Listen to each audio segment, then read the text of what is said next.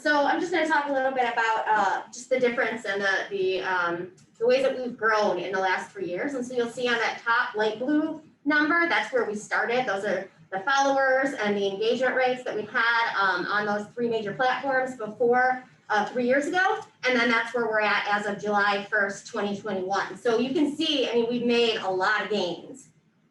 Next slide, please. And so putting that all in context though, I mean, looking at our growth is great, but how do we compare to some of the other organizations around? I've put up here the top 5 regional organizations. These are all forest preserves. So we've got Will, DuPage, Cook, Kane, Lake, all those county forest preserves. And so something to note though, is we're not comparing apples to apples here. We have to remember that we are a much different population with a much different population size. So we're almost just over half of the next largest county here. So if you take a look at those county population, then we can factor that into like how many likes versus, you know, in comparison to our population size. So you'll see we're actually second in terms of likes per population size, which is really good. We're just second to Will County. So we're still seeing growth, we're still growing, and we're gonna still try and continue to grow those likes. But even more important than those likes, if you look over to the engagement rate, that very last column, that's really where we shine. And I think that's the most important category anyway, because that engagement rate shows that we're putting out content that our followers are actually enjoying. That engagement rate increases future engagement because then the algorithms on Facebook rank us higher and we get shown to more people. That means that we're being spread and shared. Our content's being sent out to people beyond those that already follow us. So that engagement rate column is really important. And as you can see, we're #1 by miles. So that's something that we're gonna try and keep up, obviously, but that, you know, we're pretty proud of.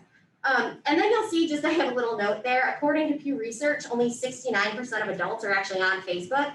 So we have to remember that too, going back to what Wendy was saying about print. Print is not dead.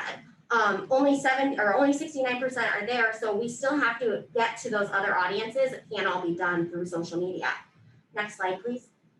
And so I've done the same thing here kind of with Instagram and Twitter. I'm not really gonna, you know, talk much about them, but as you'll see, we're #2, we're the second highest for percent per population in both engagement rates on Instagram and followers, and then for followers on Twitter. So again, we're second in comparison to these other orgs.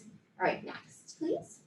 Okay, so Wendy talked a little bit about some of the things we do, and she did mention content, and so those are, you know, important things that we do, but I wanted to talk a little bit about some of the things that people might not think about when they think about marketing, and some of the things that we've taken on over the last 3 years that we hadn't maybe been doing prior. And so one of those things is target marketing. And so a lot of you guys probably get emails, and you probably get many emails from organizations and companies, and you probably get frustrated with those emails because you're getting too many. Everybody's inbox is overflowing. So if we continue to just mass market to people on our mailing lists, we probably get a lot of unsubscribes. So what we've tried to do and what we've started to do with our CRM is target market to individuals. So for instance, you'll see I've got a little screenshot of a target email I was sending last week to people to enroll in our Weekend of Restoration program. And so what we can do is take data from other programs and past participation from our registration software and move it over to our CRM and then target those individuals strategically. So I was able to say, okay, people that I think would attend this program are going to be people who like our speakers events, people who attend our Tom Talks, people who've attended past Weekend of Restorations, and I'm able to then send an email just to those people. So our CRM has helped a lot in terms of target marketing, and we see better results then for our efforts in those areas. And then we're not bombarding people, so they're not unsubscribing for future emails. Another way we target are using social media communities. Some of you might belong to some of these communities. There are like neighborhood community groups. So if you live in Crystal Lake, you might belong to the one that's all about Crystal Lake, or Perry, you might belong to the one that's all about Perry. And people just post like concerns about their neighborhood, concerns about the city, things that are going on. And so one way that we can target these people is geographically. We can go to those neighborhood groups and be like, okay, so we have an event coming up at Rush Creek in Harvard. we're not going to target people in Cary. That's a little too far for them. Maybe we'll just target the Harvard group. And so we can go and post about that event or that upcoming program to get people to those programs. So that's one way with target marketing. Another is demographically. So for instance, the Festival of the Sugar Maples that we had this past spring, we had a Monday, and that was like the first time we've done a Monday. Usually Mondays are for school groups, but schools weren't really in. And so we had, there weren't as much registrations for that Monday as there were for the Saturday and Sunday previously. So we were like, okay, who are we targeting with this? Well, homeschool people, right? So parents who homeschool their children. So we were able to go into those homeschool groups that are specific for that demographic and target them and email them and be like, hey, there's this free education opportunity that ties into science and history. It's a great opportunity for you to come bring your kids. And we did get a lot of people to come out for that then. So these are just different ways that we're using target marketing and trying to be more strategic with the way that we're marketing to people. Next slide, please. And so another thing that people don't necessarily think about when it comes to marketing that we've started to do more so in the last 3 years is social listening. And what I mean by that is, for instance, on Instagram, we can use geotagging. And a couple of you who were here before, I think in our last presentation 3 years ago, heard me talk a little bit about geotagging, but there's a geofence around each of our sites. And so if somebody goes and tags a picture that they post on social media to one of those sites, it shows up then in a list when I go and look for that geolocation. So I can see all the photos that somebody on Instagram has posted at Glacial Park if they've tagged Glacial Park. And the same thing happens on Facebook when they do check-ins too. So this is a great way to monitor kind of what's going on our sites, pick up on trends, pick up on the way people are using our sites, the way they want to use our sites, all of that kind of stuff. As I mentioned, Facebook check-ins as well. And then there's also Google business reviews. And so we're able to monitor how many people are putting one of our sites into their Google Maps and traveling to that. And so a couple of you I know are business owners too. And so you probably know the power of Google and Google Business and the reviews there. So we've been using that a lot as well. And so you can see a couple positive reviews we've got there. And then Twitter keyword monitoring, we're also using some of that just to see what comes in. Wendy had mentioned in some of the news publications, we're able to see when they're posting about us if they're not directly tagging us, just so we know kind of where our reach is. Next slide, please. And so then this past spring, we did launch a brand new website, and we didn't really get to share it with you guys because of COVID. So I just want to talk a little bit about it today. You'll see the picture on the left is a screenshot of our site in 2020, spring of 2020, and then you see our site after spring of 2020. And so there are a lot of differences, obviously, just visually. Next slide, please.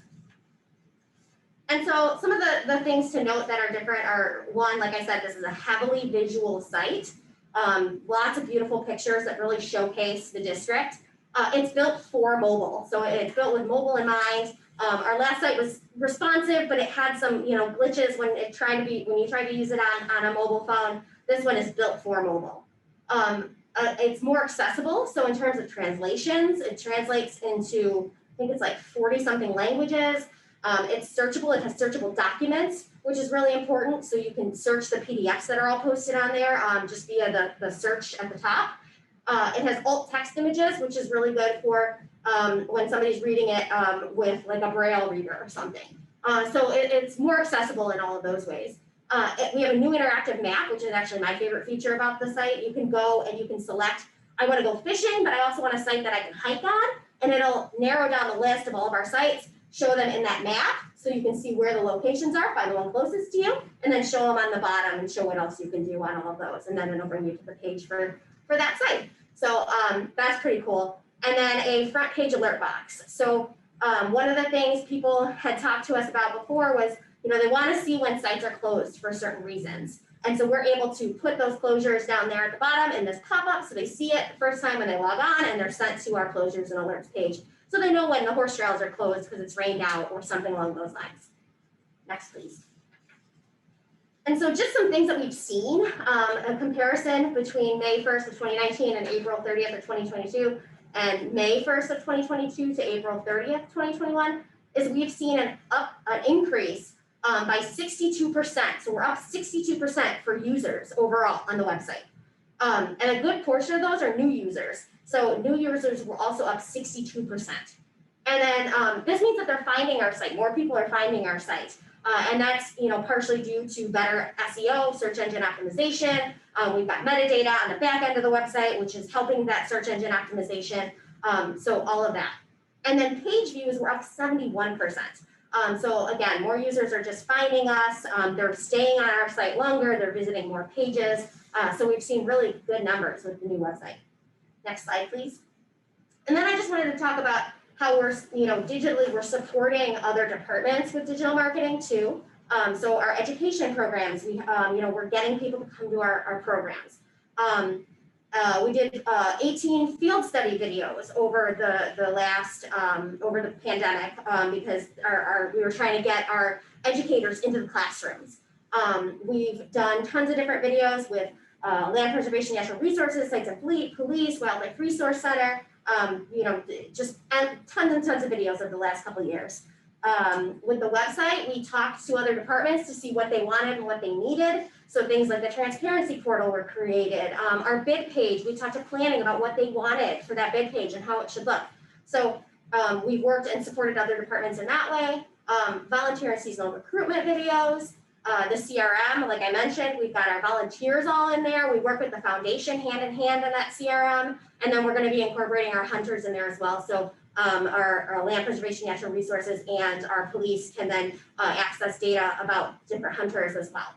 And then we did a virtual hunting orientation and social media interest groups. So we've got interest groups for everything from Fox Club to geocaching to volunteers. And so really one of our major roles, as Wendy said, is kind of supporting other departments and they're our clients. And then that's it. So if you guys have any questions before we get to Becky's, Wendy and I can take any questions about any of the things that we talked about. It's a lot. When you give them. I had a lot of coffee. She said 12 minutes. And they've used up all of my 12 minutes. So, thank you. Hi, Oh, I'm Becky Stokes-Lambert, and I just feel like I need to introduce myself because I was new in 2020. And then there was that little pandemic thing that popped up, and so I didn't get to come a lot and see you all in person. So I'm just really excited to be here and to introduce you to my team. And I think most of them are online, so I'm going to introduce them by seniority. So I'm going to start with Kim Compton, who's our Education and Visitor Center Coordinator. Do you want to say hi, Kim? I think she's up there. Hello. That's Kim. You probably know Kim. And then Trish Wazowski could not be here tonight, but she has been here for a long time. She's our eyes, ears. She knows a ton for us. She's our Education Services Administrative Assistant. Then we have Amber Ross, who is one of our Education Program Assistants. She functions mostly out of the Lost Valley Visitor Center. Are you there, Amber? Hi. On a radio show. Are you there, caller? Are you there, caller? Thanks, Amber. Then we have Elizabeth Mays, who is our Education Program Assistant, whose office is out of Prairie View Education Center in Crystal Lake.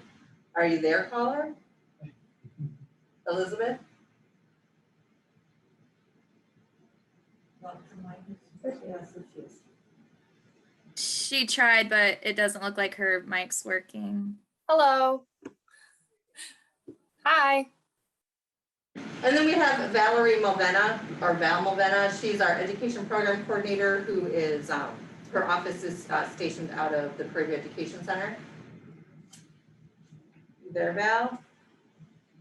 Hi, everyone.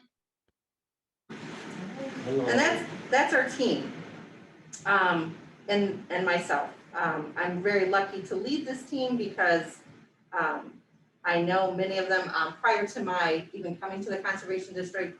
I knew Trish and I knew Kim and I knew the quality work the Conservation District did here. So I was very excited to join the team. If you could go to the next slide. I want to share just a little bit about our philosophy of why we do what we do in education.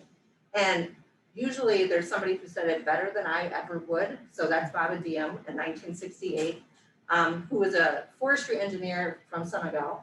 And he said, in the end, we will conserve only what we love. We will love only what we understand, and we will understand only what we are taught. And that is the role that we play in the conservation district. We have to start with that teaching part. And I'm sure you all know the mission and the vision, but right in there, we see ourselves constantly in that our role is to teach that will lead to understanding, which will lead to conservation. So we feel like we're sort of that baseline of that. We'll go to the next slide. So what does the education department do? Well, the education department does field studies. These field studies are programs that we do on our properties with school groups. So we try to tie into state standards, to STEM activities. State standards right now, there's 3 different levels of state standards that we try to help teachers understand that we know what they're going through a little bit. We do in-school programs. So when they get it's too cold and they don't want to come out to our sites anymore, we go to them and we'll go into their classroom and we'll teach them what they want to learn about. We do special requests. So this could be a group outside of a school who comes to us like a Cub Scout group and says, hey, could you help us do some work on our badge work? Could you help us do this? It could be McHenry County College comes to us and says, hey, can you help us do a couple of senior-friendly hikes for our adults in retirement program? So we'll work with them on those special events. Probably what you see a lot of are what we call our public programs, and those are the things that end up in the beautiful marketing landscapes program, which is geared to reach everyone in the public programs. And then we also do a ton of special events. So Festival of Sugar Maples, I hope you've all been. We helped with led the 50th anniversary party. Oh, it was a big, huge team effort actually. So we do the Glacial Park Challenge. We are the education portion of the October planting party. We do a candlelight hike and ski. So we really get into a lot of special event programming. So if we can go to the next slide, we'll look at what we've been doing for the last 5 years. I'm gonna just point out that the last year is a pandemic year. So there's a couple of things in there that you're gonna notice are much smaller. So field studies, remember that's our school programs where the schools came out to us. In 2020, March of 2020, it just crashed. So our schools were not coming out. We did spend time reaching out to our teachers and asking them how we could help. Was there anything we could do? We had some people take us up on some virtual field studies, which again, marketing was a big help with our videos. But teachers were really struggling with just figuring out how are they going to teach in a pandemic. So we did, they weren't there. And then we did have teachers call and try to book programs with us for this fall, but their school districts are slowly telling them that they're probably not going to be able to do field trips this fall. We can go to the next slide. In-school programs, very similar. That pandemic year took us out. You can see we've had the numbers have gone down a little bit, and that was due to a staff person becoming a part-time staff person who was largely in charge of our outreach programming. We'll go to the next one. Our special request programs, these were holding pretty steady, and this is where our community education coordinator would have absolutely been part of the work that we do here, and that's our vacant position right now that Wendy talked about. And this is where we would, they're the ones who handle those requests from McHenry County College, from the Cub Scouts, those sorts of things, and kind of push them out. So having that person not there limits our ability to really meet those special requests. We'll go to the next one. So this one, if you can see it on your paper, this is where it starts to, even though the numbers served, the orange are the number of people we served. The red are the number of programs we offered. So you might be asking yourself, she just told me school programs stopped in the pandemic, that sort of thing. So what were they doing in this pandemic time? We really jumped on to public programs. In the last fiscal year, we offered 100 more public programs than we did in the fiscal year before. And that was because we just desperately were trying to get to where the people were and provide them an outlet. Our numbers were still low because in a pandemic, people weren't coming out to a lot of our programs, but we had a ton of new programs. If we can go to the next slide. So these are some of the new programs we rolled out during the pandemic. Roving naturalists. We took turns 2 days a week being out on the properties and greeting people as they came to our sites and just talking to them and letting them know the conservation district was still here, it was open, and they should be part of it. We launched Conservation Kits, which was a program that people picked up a kit And then we met those children online and did activities with them over the course of either a month or a week. We started After School Adventures, which is a program for school age children, because when kids moved into that virtual programming time, we knew that they needed an outlet after sitting on a computer all day, and their parents needed an outlet after sitting with them on their computers all day. So After School Adventures. Webby Wednesday was an online program that we developed for mainly adults, but we did have some kids sit in there, so adults could, it was like a miniature Tom Talks. Tom Talks was much more in depth, but Webby Wednesday was about an hour where we could just chat a little bit about some things we saw. Prairie Trail Riders, this was a biking program that we launched in the spring where we just met and we actually rode the whole length of the Prairie Trail in 5 rides this spring. Hike for the Health of It was an outdoor program too that we get out there and we actually, the goal of that is to check out our site, but also to get our heart rates up and get some cardio exercise happening. And then our CrossFit Trail, which is also an adult program, which uses some of those CrossFit exercises. So those were the new programs. Plus we did the virtual school programs. Kim did several Wonders of the Wild programs during the pandemic. We now have launched the Ask a Naturalist, which you might see on Facebook coming out. Scat Chat was another one that was really fun that Val and Dave Vecchio did together. So there was a ton of things that we did during that pandemic. Can I interject for a second? So Yeah. that's the key to this, she calls the great pivot, was that we saw the numbers of people coming out to our site, right? Because we were still deemed relevant and people wanted to stay healthy. So we totally switched to healthy recreation programs where usually it's environmental education. So we kind of tricked them into learning about environmental education, going where they were and getting them some Right. health and wellness. So just great foresight and it was just a pivot for the whole education department. So with Prairie Trail Riders, I led that program and it was very self-serving, I will admit it, because I wanted to see what the Prairie Trail was all about and ride the whole thing. But at least 3 times during we would stop and we would discuss something about either the site we were on or just, and it might be like literally a 30-second conversation about some sort of conservation aspect. But people were appreciating that being on the trail, and if I could teach them one little thing, that's our hook to get people in there. As we go forward, you'll find that our education team, we will use whatever means we have to get people outside to teach them something about the environments that they live in. So we'll use whatever hook we can use. All right, so moving forward. I'm sorry, can we move back for just a second?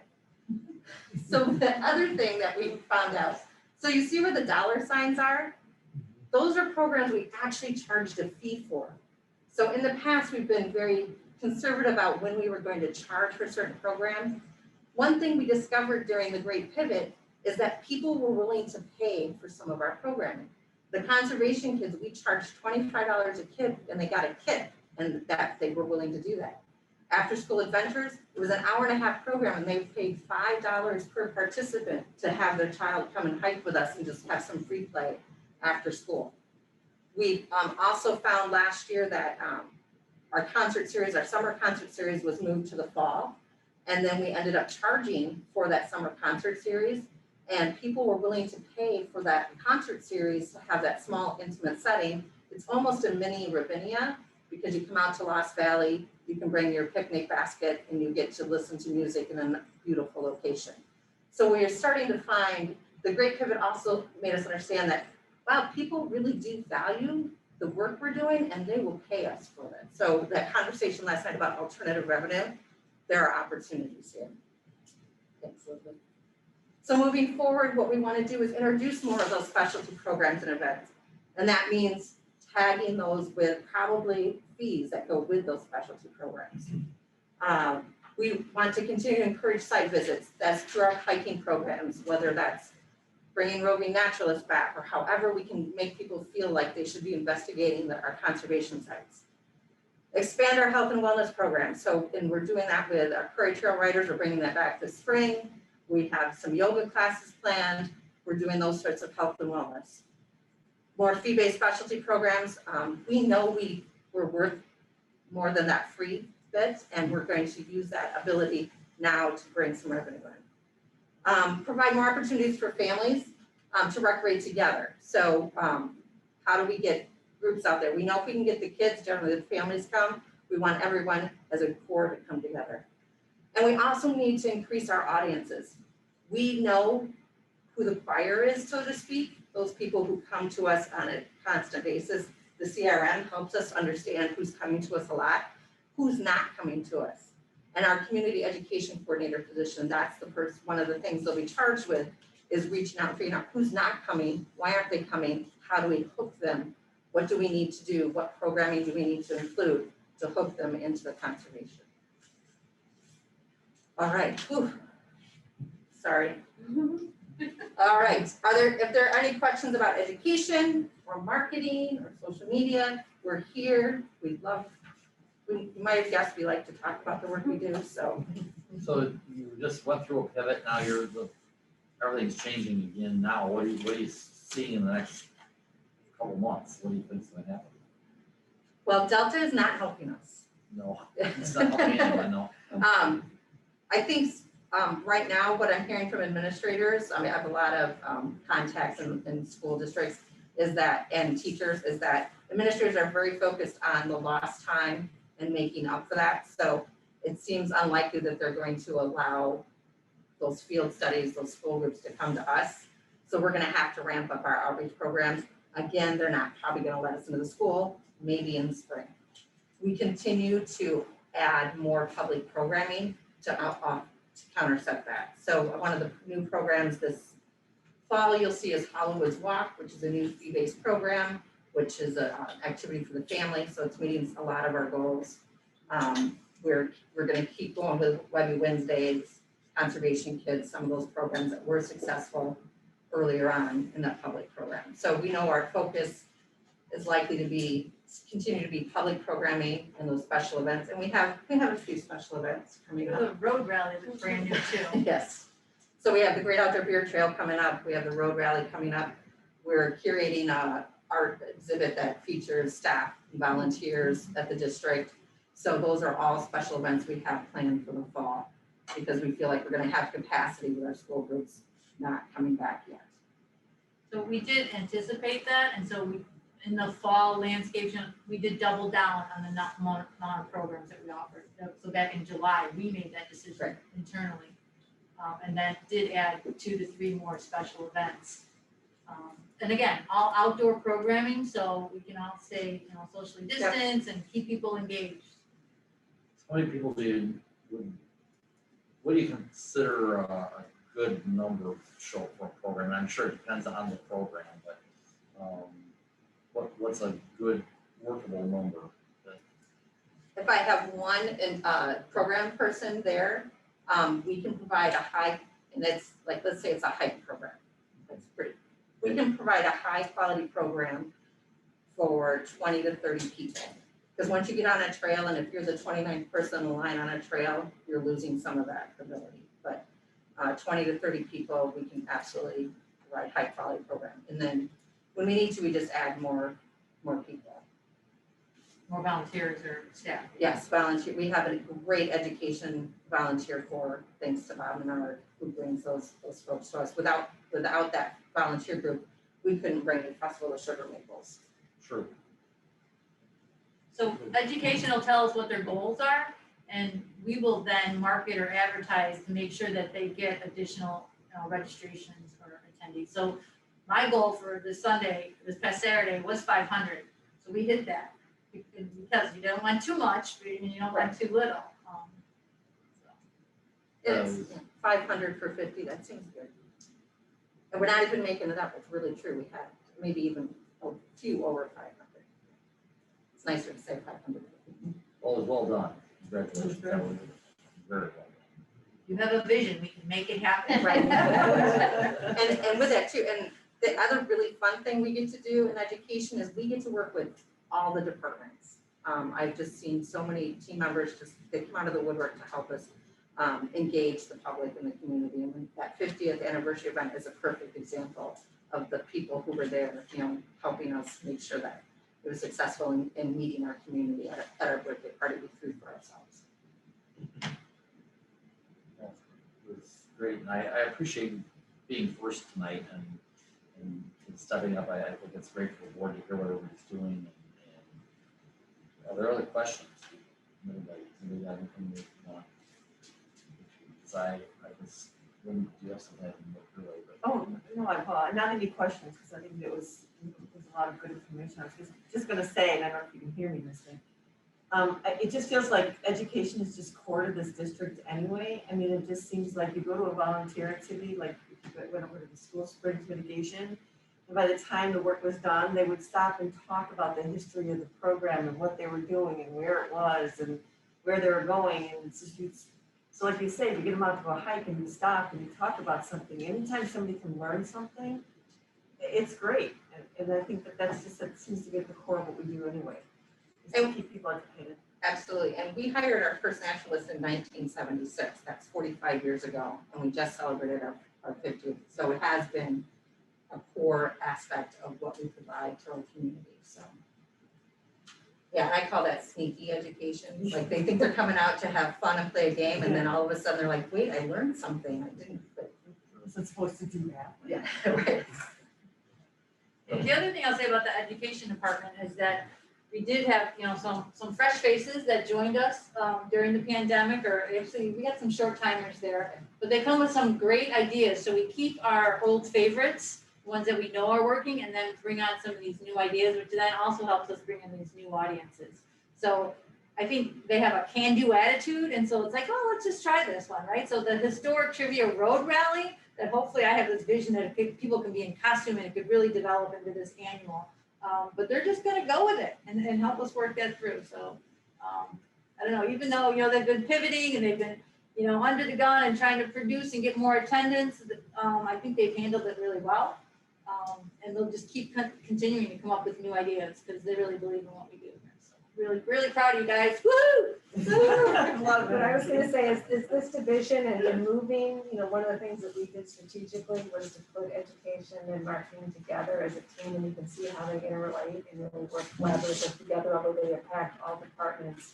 But as you saw with the numbers and the activities and the impression, a small group, they do some mighty work, and that's a common theme, I think, through the district. It's amazing when you look compared to other entities of the number of people to do and the response that we're getting to build that community support.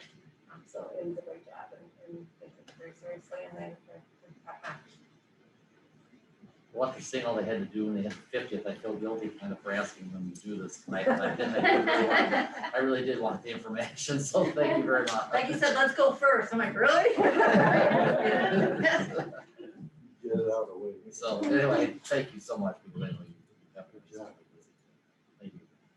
Thank you. It was very good. Okay. I'll have to have Wendy do hers own. You can do mine over again so it's recorded? Okay, no problem. Just pretend we're in. Okay. All right, we're in new business. Anybody have anything from the regular meeting agenda they'd like to discuss right now?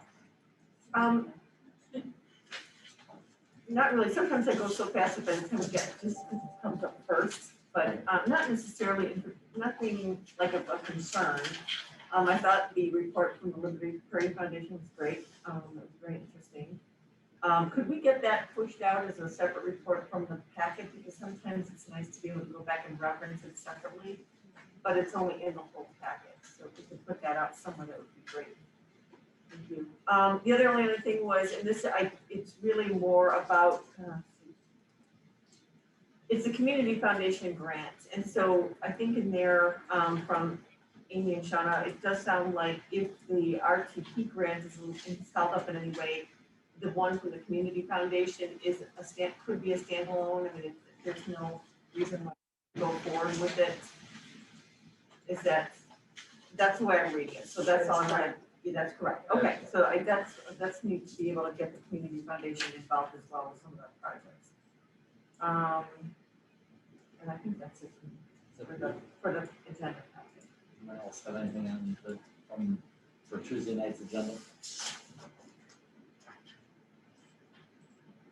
The other, I just want to mention too, so what you have is we had, as in preparing the packet, we'll be reposting with the number 12.13, which is the second installment of property taxes.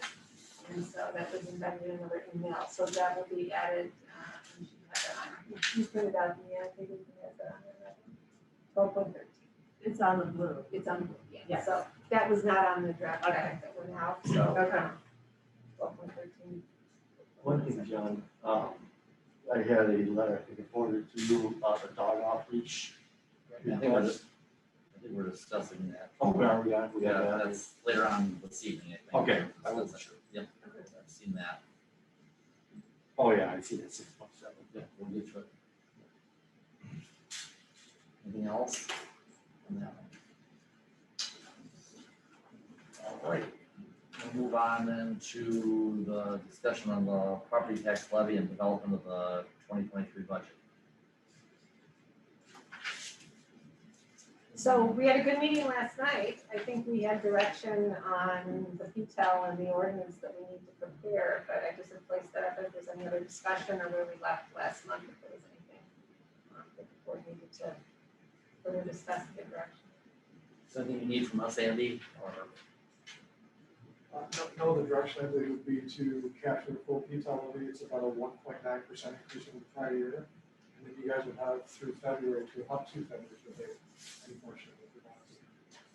So I think once we get into the budget and get into everything, we'll be able to take that to whoever in the county and have that discussion with them as to, see what kind of, if we get any pushback, hopefully not.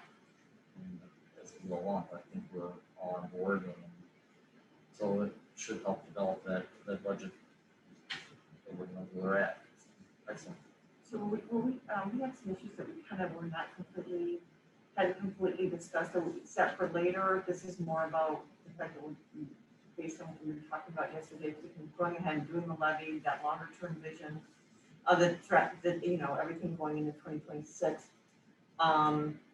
So are we resolving anything else today, or is that coming Just down? Go ahead and talk about what items you're talking about. I'm not sure. Were we in consensus on all the items that were presented, like the salaries and everything else? So I don't know that when that is part of the discussion. I guess I'm just a little bit not sure when all that is coming up. I think when they present the budget, we will be able to, I mean, we can discuss it now, or we can discuss it as the budget's presented.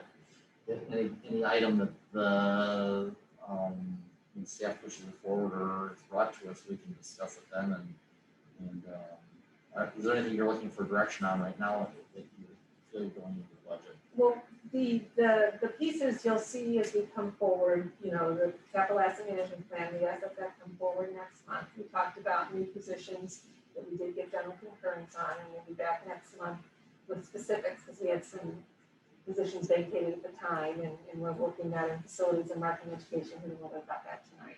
I think we put some assumptions together or recommendations based on the market on wages and that, and I think there was a discussion but no consensus. So that's something that will need to be determined, that is handled by finance, not within the individual departments, but if there's any direction that we need on that, we are continuing to get data.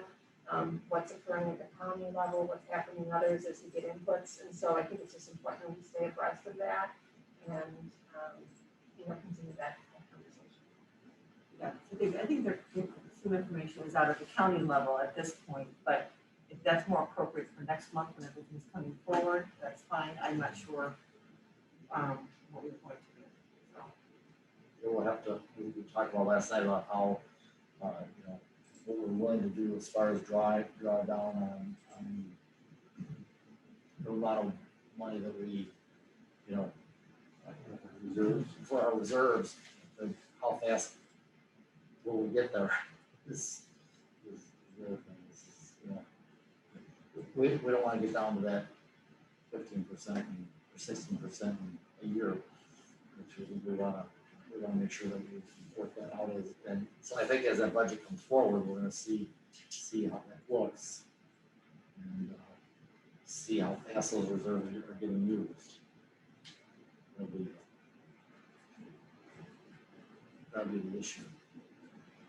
Yeah, I mean, in the months to come, as we work through the detail, it's just a matter of timing. You know, there are variables that begin to lock in. There's other variables that then we get, as we get closer right now, we're a little bit far out. We're doing the best we can to plan a budget as we do, of, you know, what is needed and what's appropriate and balancing the resources. Yeah, so my only thing is that we wait till, I mean, if we're waiting till next month, that's fine, but if we're not settled on the variables until next month, then I'm not sure at what point then what numbers get factored into the budget. If we need to buy now so that they can put that together, then maybe the discussion needs to happen now. If it's more pulling everything together and it makes more sense to, once those other items come in terms of positions and everything else, and it makes more sense to talk about it next month. One of the things, I mean, I guess one of the things I was just having, sorry, this is I guess one of the things I want to be careful of as we go forward, because I know we're talking about the drawdown on the reserves, is but we kind of look at things in terms of our capital, right? Our capital asset management plan. And so that's an asset. Those are assets that we look at. We also have a natural capital asset, management plan that we talk about. So our lands are another kind of asset that we talk about when we plan for. And, I kind of look at the other pillar of that is our human capital. And I want to make sure that we're giving it the same, consideration as it's an investment that we are putting into our people. We are a people-driven agency. And we can't do what we're doing without people. I mean, we're going to be people heavy. We will always be people heavy. I think there'll be ways to, I think that there's going to be some neat innovations in land management, maybe with drones for invasive species or some management or something like that. But in the end, we're people driven. And so I just want to make sure that we make that investment and we, because there is a lot that comes with having the employees. We have a great staff. They do a great job. Their impact is greater than their numbers. And that's an asset that we want to hold on to. And I just want to make sure that we keep that in mind as we go forward. And so I think that we need to, anyway. I don't think you're going to get an argument on that. It's just basically, what numbers can we move forward with, how many people and how many dollars we have to manage in a way that we will be strong now and 4 to 5 years from now. So we know, I think we know pretty much what we're going to have for dollars going forward for the next 4 to 5 years. So we have to see that all that works out so that looks like we're aiming for that 16% at that date. So what numbers does it take to get there? And it'd be nice if we had more than that left, but I feel that's what we're going to end up at.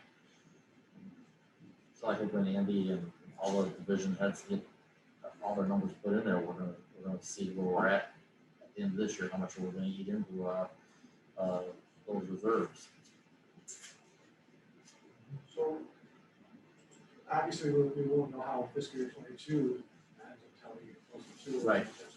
But in July, I did present a projection for fiscal year 23. Right. That will very closely mirror the fiscal year 23 budget. In fact, Sure.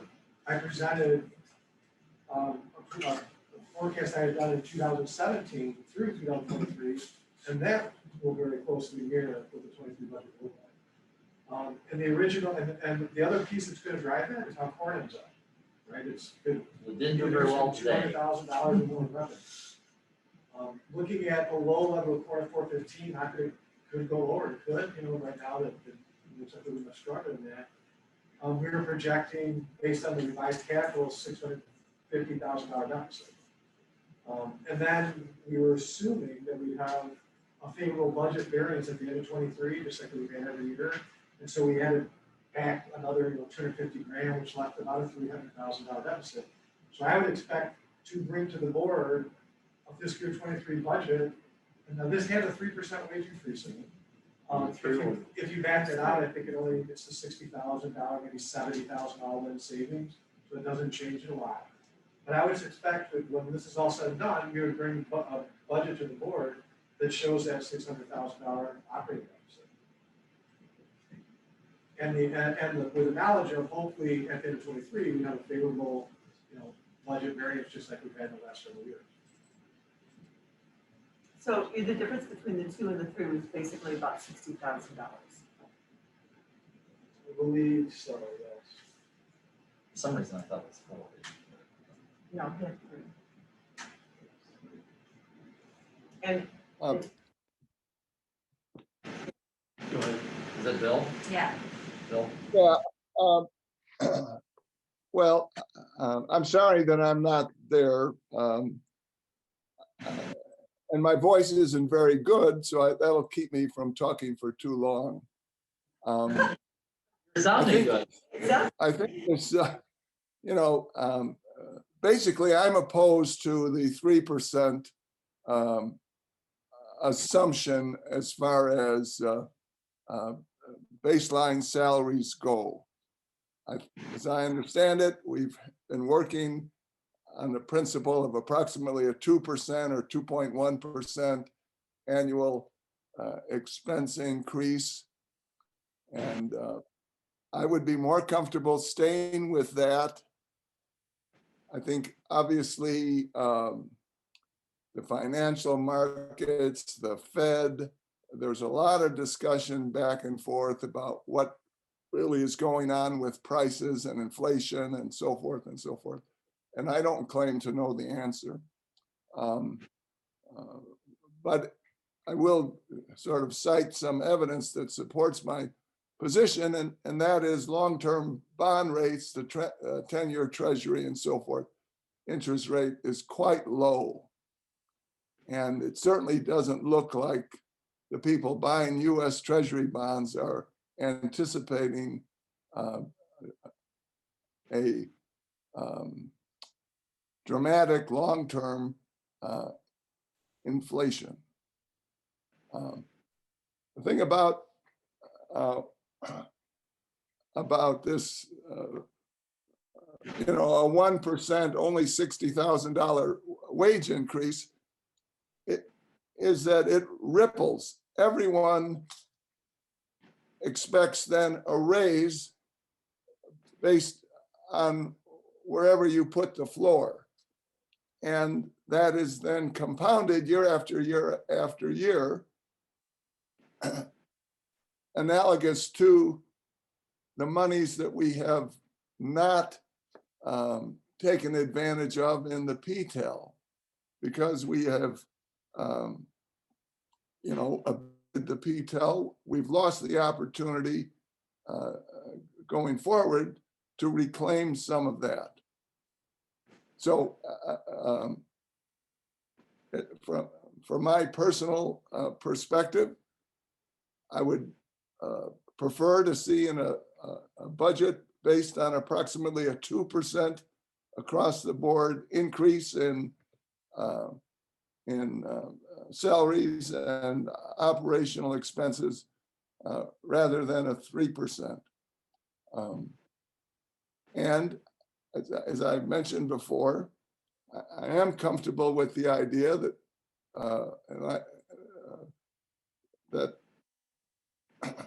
that we should not abate our PTEL this coming year.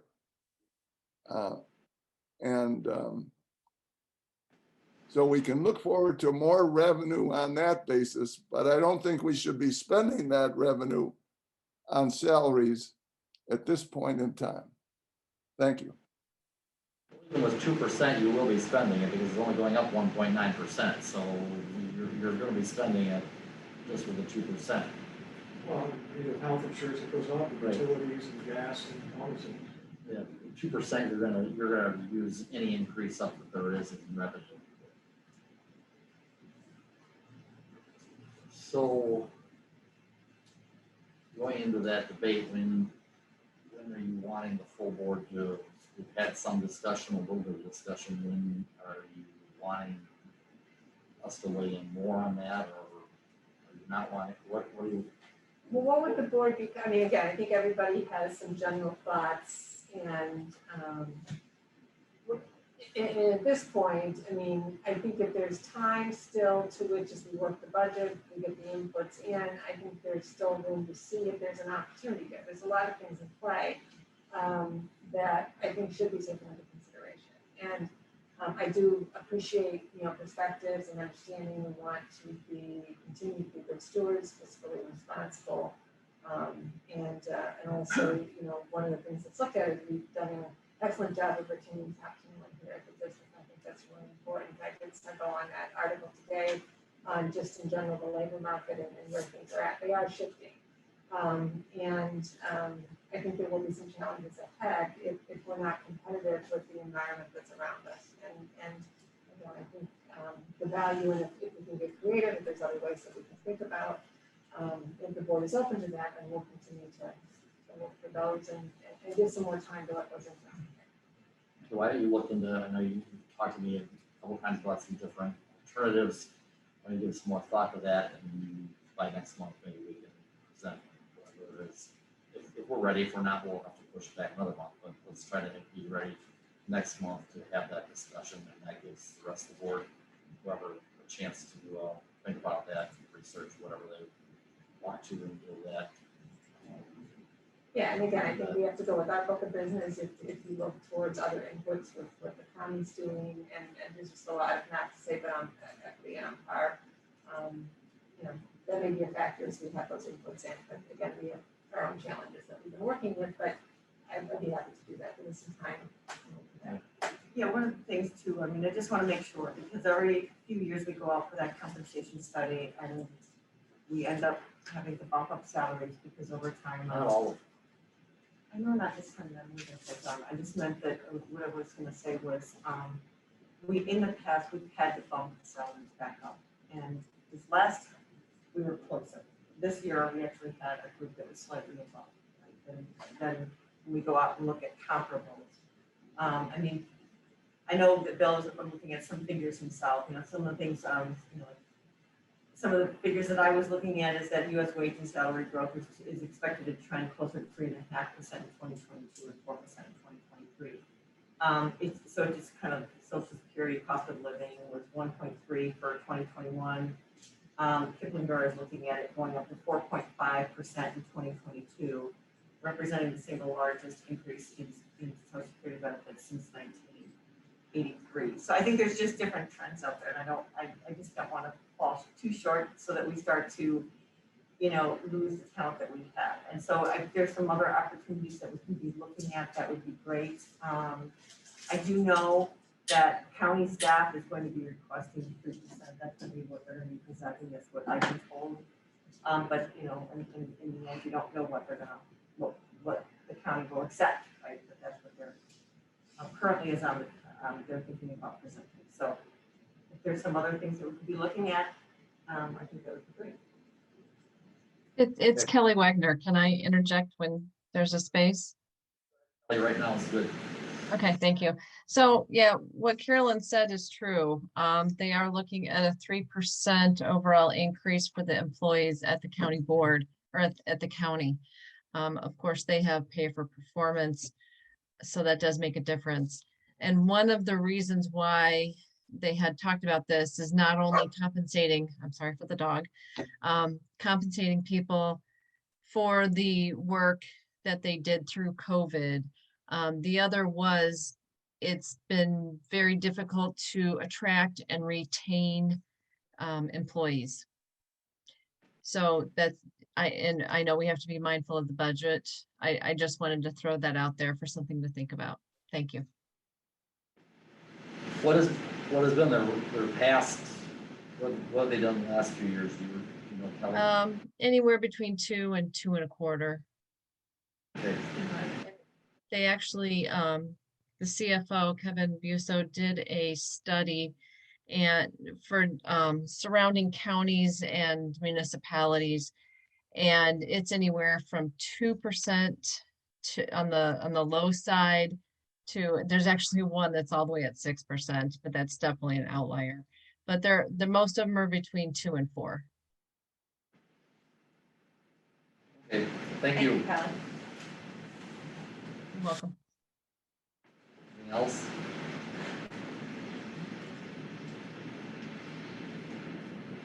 Okay, we're done with that discussion. We'll move on to McHenry County Snowmobile Club.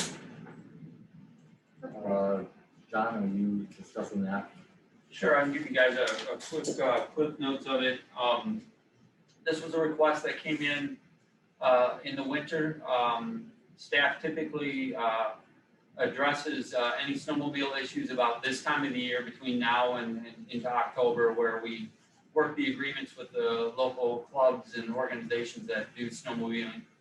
So in January, a lot of information was gathered by staff on this, and we talked about it a little bit here and there along the way, and eventually decided to put it forward now so that we could actually share with the board our recommendation. As the memo shares, there were some natural resources concerns out there with a trail in that particular area. Also some possible conflicting uses with some existing use of hunting program that's out there right now, waterfowl hunting, I believe it is. And we know there's some hydrate soils. We know there are some wetlands, things like that are out there, floodplain issues. But in addition to the natural resources concerns that are out there, there's a bridge there that they proposed crossing there. That's a span-creek bridge. It's basically a slab of concrete and reinforced concrete. And we don't know the condition of it. We can see it from a bird's eye view or look at it. A couple staff members did go out and look at it. It's showing the wear and tear.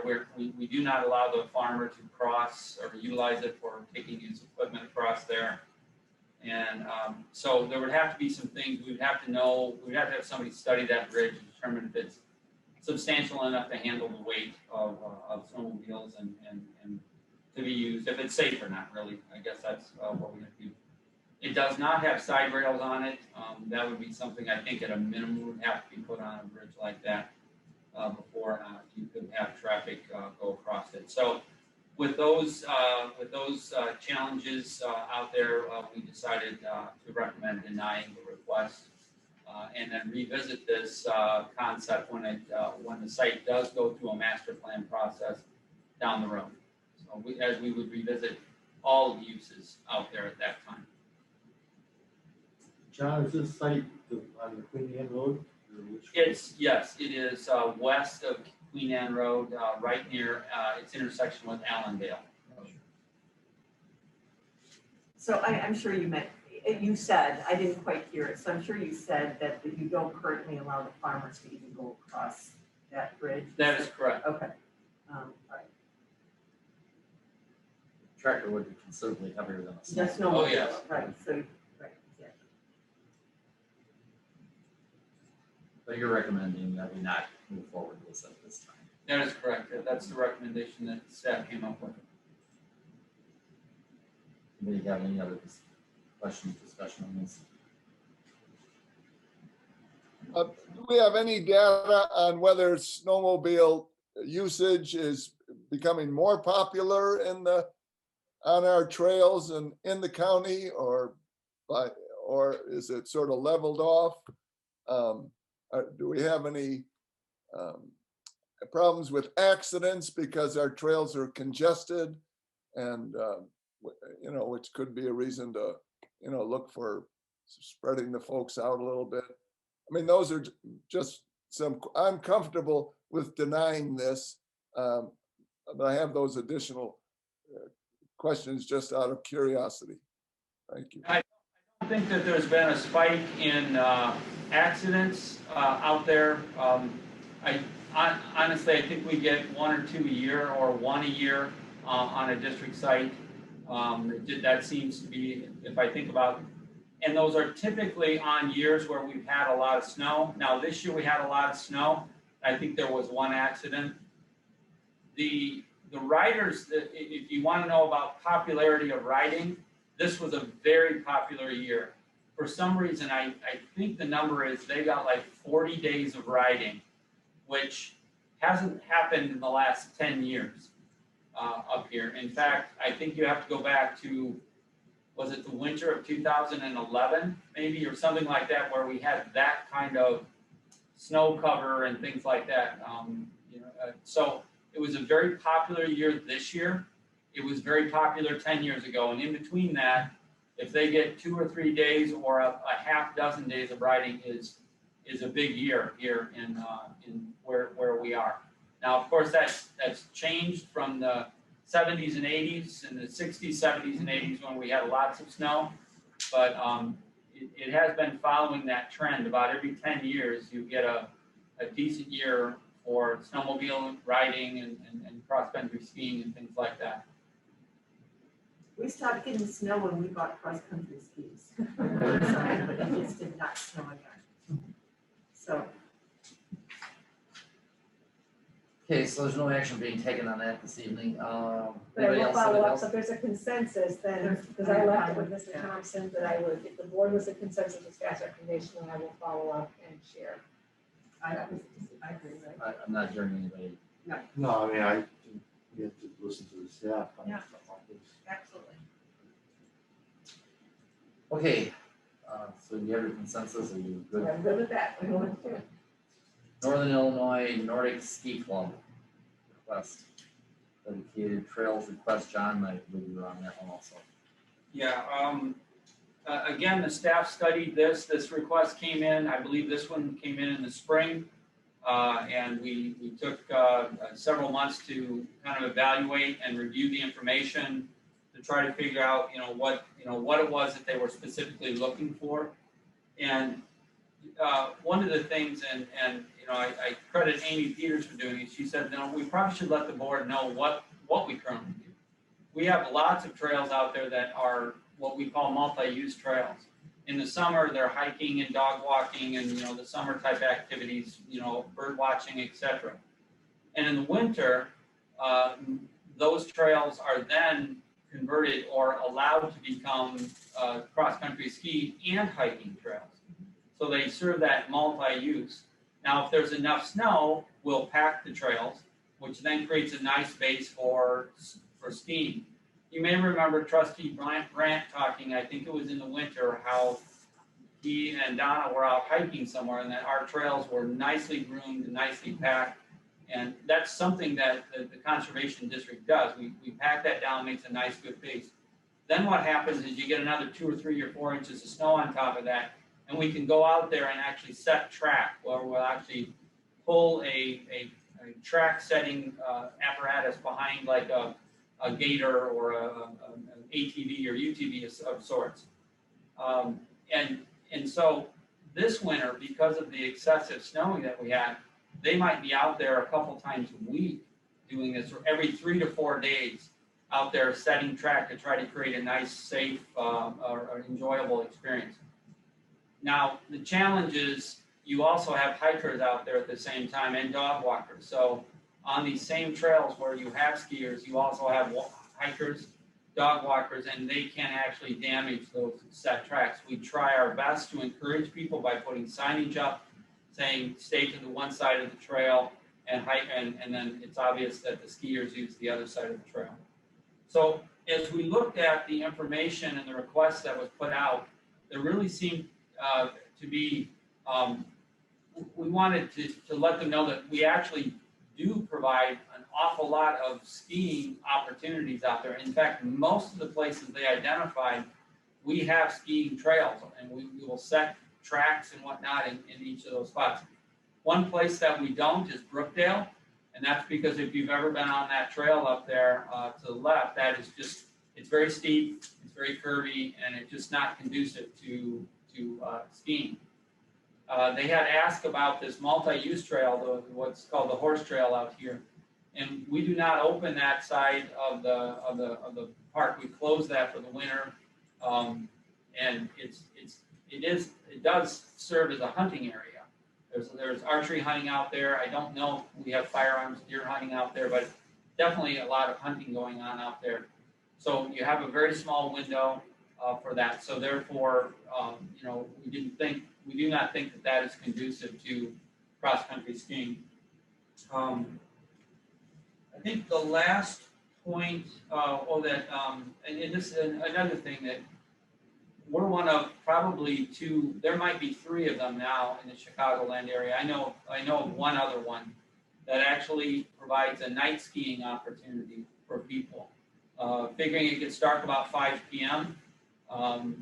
People get off work, 4 or 5 p.m. and they come out and all of a sudden our sites are closed. So it was probably a dozen years ago, at least 10, that we opened up and created what is a lit ski trail, not bright lit, but just little wayfinding lights so people can go out and do a loop out there after work. And that was replicated by another agency. So, that's a unique experience in the Chicagoland area that we offer. Due to, there was a request for additional miles of trail. In talking with Perry and Amy, have trails that are 5 to 9 miles long. I mean, that just doesn't, we just don't have them. The idea that we promote is go out and do a loop twice or do a loop this way and then take a second loop back or something like that to try to get those extra miles that they're seeking. So, and the last thing, I said it a minute ago with the snowmobile, skiing was phenomenal this year. Again, they had 40 days of it or more, and that is just unheard of lately in the last 10 years. Like you have to go back 10 years before you had that kind of skiing opportunity. So between the staff's capacity to groom trails and do our other winter maintenance that we need to do, and the unpredictability of the trail conditions, we just recommend staying with what we have. I'm going to give one quick little editorial. I did throw a note out to the directors of operations of a lot of other forest preserve conservation districts, and I only heard back from I think two other ones that actually groom trails. Everybody else leaves them ungroomed. I mean, point I'm making there, I think the conservation district does an amazing job for cross country skiing, and we're pulling our weight in that. So we recommend that we stay with the current approach that we have and continue to do the best we can with the situation we're given. I agree. Ray and Bill, could you hear all of that? Ray? Yes, I agree with staff. I agree also. Okay, you would have your consensus. Okay. So the next one we kind of teed up last night on the Prairie Trail Capital Development with the American Recovery Plan, and I'm going to have Amy talk a little bit about it. You read the summary and kind of a look at this is a larger opportunity. The grant is from about 100,000 to 10 million is what you can apply for. Our sweet spot somewhere between 6 to 7 million. And we want to kind of tell you kind of what our thoughts are about this. Again, this is where we were directed when we were looking with the county receiving funding through the American Recovery Plan.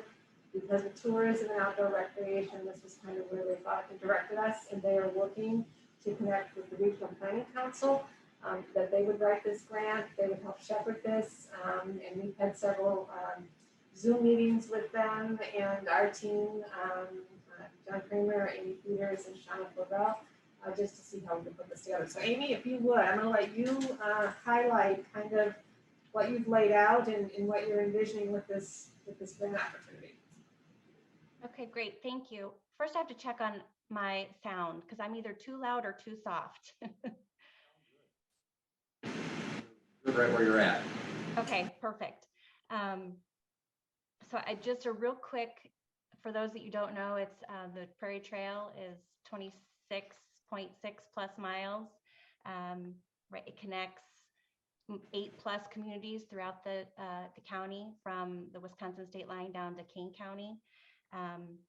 It connects to 2 of our other regional trails, just to give some meat to how important and vital the Prairie Trail is to the district. So the Hebron Trail and Ridgefield Trace also connect to it.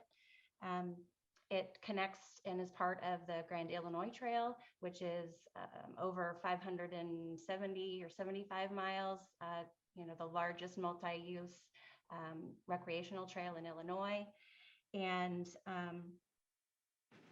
the district's been focused, that it was built in about four different sections. And it's over 20 years old in the sections that are popping up. So the camp, we started that several years ago, and back in 2020, I believe, is when we did our first large section of it. And since then, the 3-year or the 5-year or the 10-year has identified that within, again, the next 5 years, we have about $4 million worth of work. And again, it's not additional things, it's just taking care of that large infrastructure that we have. And if you remember this year's budget, we had about 12 projects that were identified in the camp. And of those 12, 6 of them are all Prairie Trail related. And they roughly came in at about $730,000 alone. And that was just in 1 year. So the camp that we keep talking about and upcoming in the next 3 years, we had another about $2.8 million. So the district is it's old infrastructure, and it's our, again, highest used recreational facility.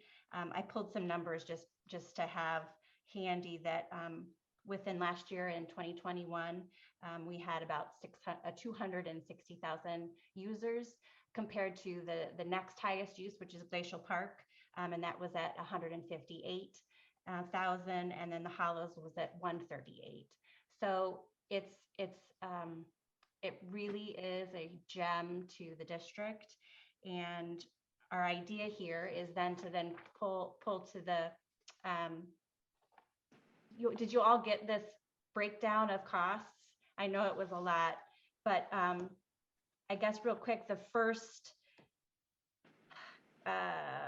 projects that all list out Prairie Trail. So we have the 4 sections. We have Ringwood, we have the north, we have the link, we have Stearns Woods, and we have the south. All of those are identified in our camp within the next, before 2026. So we're aligned already for this opportunity, in that what this gives us is we were having to do it just because of capacity and funding. We had to do, one section at a time. And John Henney, you talked a little bit about this. It's an approach, and you can get things done with that. But if you have this and we have to do it that way with what we have, both time and resources. But this opportunity would allow us to reorganize and probably deliver more while staying aligned with our critical infrastructure needs. And so this is a draft, but again, the assumptions and the cost estimates that I put together are sort of 3 different categories. So there are those ones that are identified in 2023. Those are the projects that we're currently working on. So we have engineered plans, we have engineers' estimates. And so those are again, all of it's still estimate costs, but that's where we have some numbers that are like that. And then again, just because of the scope of this, what we wanted to do is not only take care of the infrastructure that we need that's critical and that's aging, and we're having erosion problems due to flooding and that sort of thing. We wanted to pull in some of those new infrastructure, new amenities. And so you'll see some of that. That's signage. We haven't been able to do a comprehensive wayfinding signage suite for the Prairie Trail. This would be an opportunity to do that. That's tourism. That's a great opportunity to connect to the communities in a much more comprehensive and branding sense. So you'll see those are the additional things. So when there's a difference between cost of what we've put in the camp, that's our bare bones, that's just to get it fixed. then you'll see these numbers, and we've obviously added, because we have the opportunity to add those amenities, some of the updates that we haven't been able to do from a ADA standpoint, or again, from a signage standpoint, those fitness stations, additional trail counters so that we can have more accurate numbers for use. Again, those different types of, we do have a lot of the maintenance. So the fence and the landscaping, it would just help our own operations. We also have bridges. There's a 26, I think I counted right, 26 pedestrian bridges throughout this system. We have 2 large pedestrian ramps. We have a number of large scale infrastructure that also are needed. So we've included those, again, only those that were already on the camp identified before the end date was the 2026. We have some more that would be upcoming. So beyond 2026, we would still have some things. You just kind of recycle or keep working on this trail just because of the length, but that we couldn't add it all. We couldn't get it all done within the years that this grant would cover. So if we were awarded, we would have until 2026 to accomplish this. So again, we'd have to, dig down into this. This is our first blush at what would be realistic, what we have, like I said, already on the docket. This gives us obviously money to hire consultants to help us. We can't do it with just myself and one other, employee that can do the plan sets and do that sort of thing. So this would include engineering in any capacity that we would need it. It includes hiring someone to do the signage. Again, there are companies out there that's all they do is outdoor recreational signage suites. So we could work with them and a team to decide what that would become. It includes having, again, someone to maybe oversee and organize all of it if we couldn't do that all in-house, depending on how we phased this out. Also, it was important for, again, a project marketing. When there's these large scale projects, we just recently worked with Lake Algonquin, and they had hired a consultant to, keep the public informed. There was not that Caitlin and Wendy can't do all of that, but again, capacity wise, this is an opportunity to, be able to do, again, more than what we would just typically do from a maintenance and a large scale repair project. We do have a few grants, we've been actively pursuing. Those would still continue, and we're told that makes our application more competitive. And so I just it was too good of an opportunity, and again, this alignment really worked well, because like I said, that's where the district sits right now in infrastructure, is the Prairie Trail. It's just its time. So I'm happy to answer any questions that anybody has. Amy, thank you. That was a great overview. And I think one of the things that's important that we learned this grant will be an 80% to 100% is what it covers. So as far as a good return on the investment, this is wonderful. If we don't get the full amount, then I think we will need to do, if they don't give us the full amount for the entire system, then we have to select and prioritize, correct? Correct. And again, it's hard to, we don't have all of the phases exactly worked out either. We have what would come first, because obviously the projects that we have engineered plans and that we were ready to do this year, we're recommending that those just get just deferred just to spring. So it doesn't really put it too far behind, but then we have those shovel-ready projects to, again, make this whole project very competitive. It goes as far as tourism and connecting with the local communities that go along the Prairie Trail. We're hitting many communities as you go along. So that's the positive of the opportunity to make the grant application stronger as well, because you're all the way down from Algonquin all the way up So when you say it would be, Absolutely. they may cover 80%, so you're saying that we would have, 20% match. we'd have to put, we'd still have to do, we'd have to do 20%. We couldn't pare it back 20% and then they'd be covering the whole 100% of. Correct. 80%. So- Whatever they determine, it comes out of Underwood and Caston's office. Okay. They will make that determination, and they weren't sure at RPC, you know, we looked through the funding notice. So they could decide 80% coverage, or they could decide certain aspects. But I think we should plan, you know, for planning purposes, that there would be a 20%. Sure. But we did talk a lot about what is the scope, what is the final application project scope? And, you know, again, it originally just started with those that we were, you know, just focused on this year, the next year, but it seemed a little short-sighted, right? To only go to them with that if we had more. So we'd rather give them all still realistic goal and then have them, you know, pare down if they need to. Absolutely. Well, I appreciate that. It's well thought out. So, anybody else have any question? When will you have a decision on whether we get the grant and how much is available to us? So what we've been told, the timing, and I almost want to say like first in, first out. But the thought process, they didn't have a definitive answer, but their best inclination, we probably know by March, spring. So Yep. March. Right. Right. So we'll have this wrapped up, at least on our end of it, to them in end of October was our goal.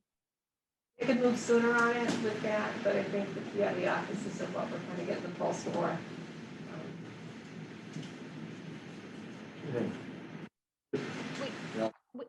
We did include parking lots. I didn't mention the parking lots, but that's a bigger item too. I'm just going through that list of things that I'd forgotten to mention. We have 7 different parking lots, all of them at different ages. And so again, there's maintenance, and then we took the opportunity to add some comfort features that we know that people are, you know, on the higher used, like North Branch, there's no shade, you know, things that we, again, wouldn't have done if it's just our money, but still not frivolous, just we know that they would be a benefit. There's something that we're lacking in those locations. So again, so again, we built that in there as well, which, like I said, that's why the numbers are bigger, but those are identified in the camp as well. One of the other, just to point to that, I think we've had discussions in the past.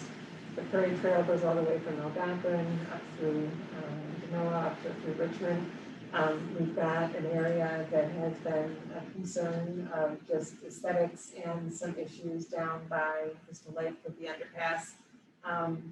You know, this opportunity is not failing structurally or anything else like that, but included in these numbers for the board to consider, you know, this would be an opportunity, not saying that we're responsible because we're clearly not, but some of the areas by working with the city, if we were to work towards something like this is something that through federal funding could help address some of the issues and could be a win-win if in fact. So I throw that out there. I know it's kind of always been how to best approach that. And so it's really up to the board.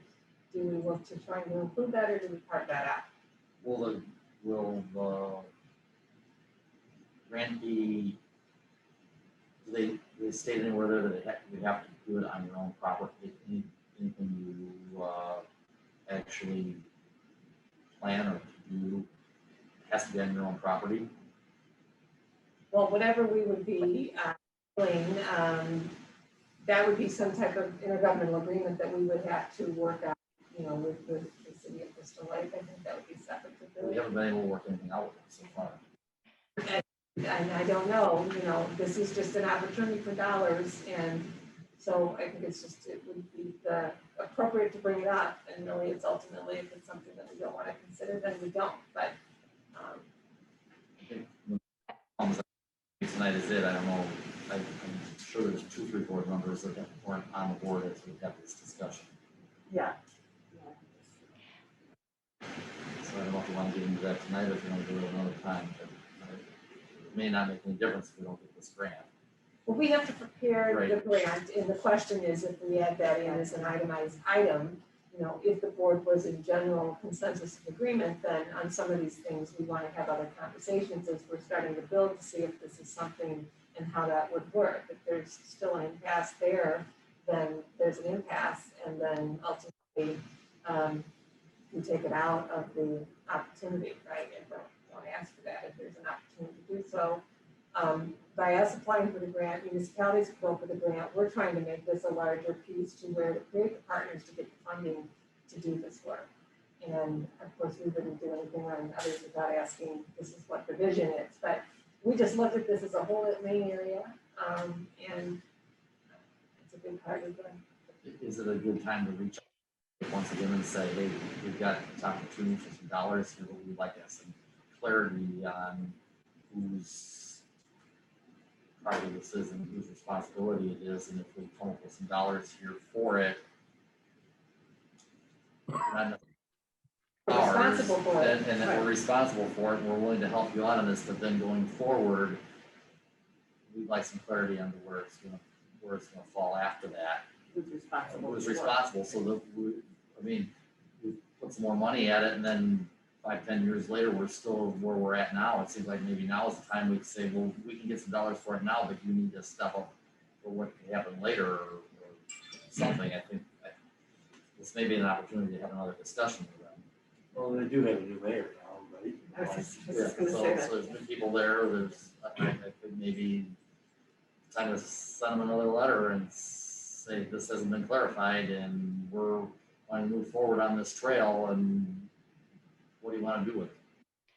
There might be some opportunity, and I would agree. I think that, you know, we're a new board, they have a new, you know, some changes for them, like I was just saying, a new mayor. So I actually think we do need to revisit it and get some clarification on that. Amy, I think you're gonna say something. I just wanted to not to diffuse, but to point out that there are a few other Hillside parking lot and Lorraine Street in Crystal Lake, and then again, just for the conversation of opportunity in Crystal Lake to make some improvements.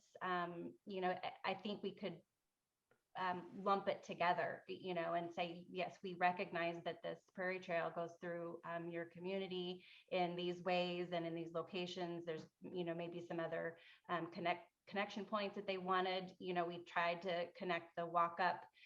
You know, so I do think it's a great opportunity to have that larger conversation, just to, you know, and make this this grant again an opportunity for not just the district, but for that community as well.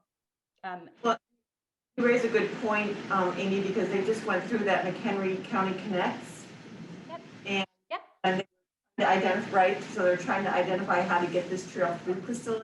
It's not really very convenient, or in some cases even safe. Right. Because it's a trail, right? We go onto the city streets. So I don't know. I mean, I don't know what kind of plans they had come up, because I think that's more of a longer term vision. But maybe, like you said, maybe there are some opportunities. Right. Stearns Woods is a great example too. It's sort of in the same area.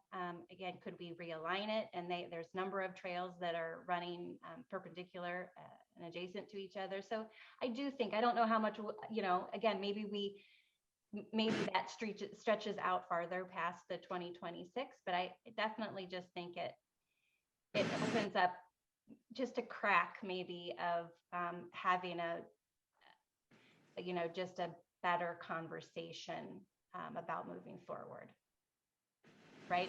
If neither one of us are paying for it, maybe that's the right time to at least talk about it again. More money. It's certainly an olive branch. There's never been one. Right. Opportunity for an olive branch that we would reach out to. So your point is well taken, John. This could be an opportunity to really have that, as Amy pointed out, a new conversation. Okay, John, could I make a comment? please. So when I looked at the bottom of the page, the, you know, overall number plus contingencies was $7 million, plus a little bit. And 20% of that is $1.4 million. And I think you indicated that before this opportunity became available, we had over $2 million of potential costs that we were budgeting for in our camp for the Prairie Trail in the next 3 years. It was actually So- higher. Yeah, so, Yes. I mean, I'm impressed with that $1.4 million is, is less than $2.5 million or something. So if this falls into place, this looks like a terrific windfall. It's a game changer. Obviously, the devil's always in the details, and then the execution. There's this 2026 timeframe, and you're gearing up to start moving dirt in March. So that's March of 22. And you've got it divided into 4 sections. So that's $1.5 million, engineering and work to be done every year for 4 years. That's a big undertaking.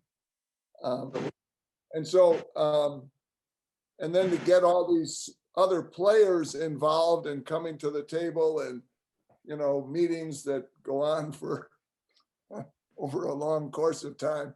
I mean, it looks like a terrific opportunity, but I think it's going to be very challenging to get all of the ducks in a row. But I don't think we have anything to lose by trying to pull it off. And the sooner you get started on all these side issues and try to get people in harness and in sync, I think the greater the chance of success. Thank you. So who's spearheading this? Amy, are you spearheading this, or?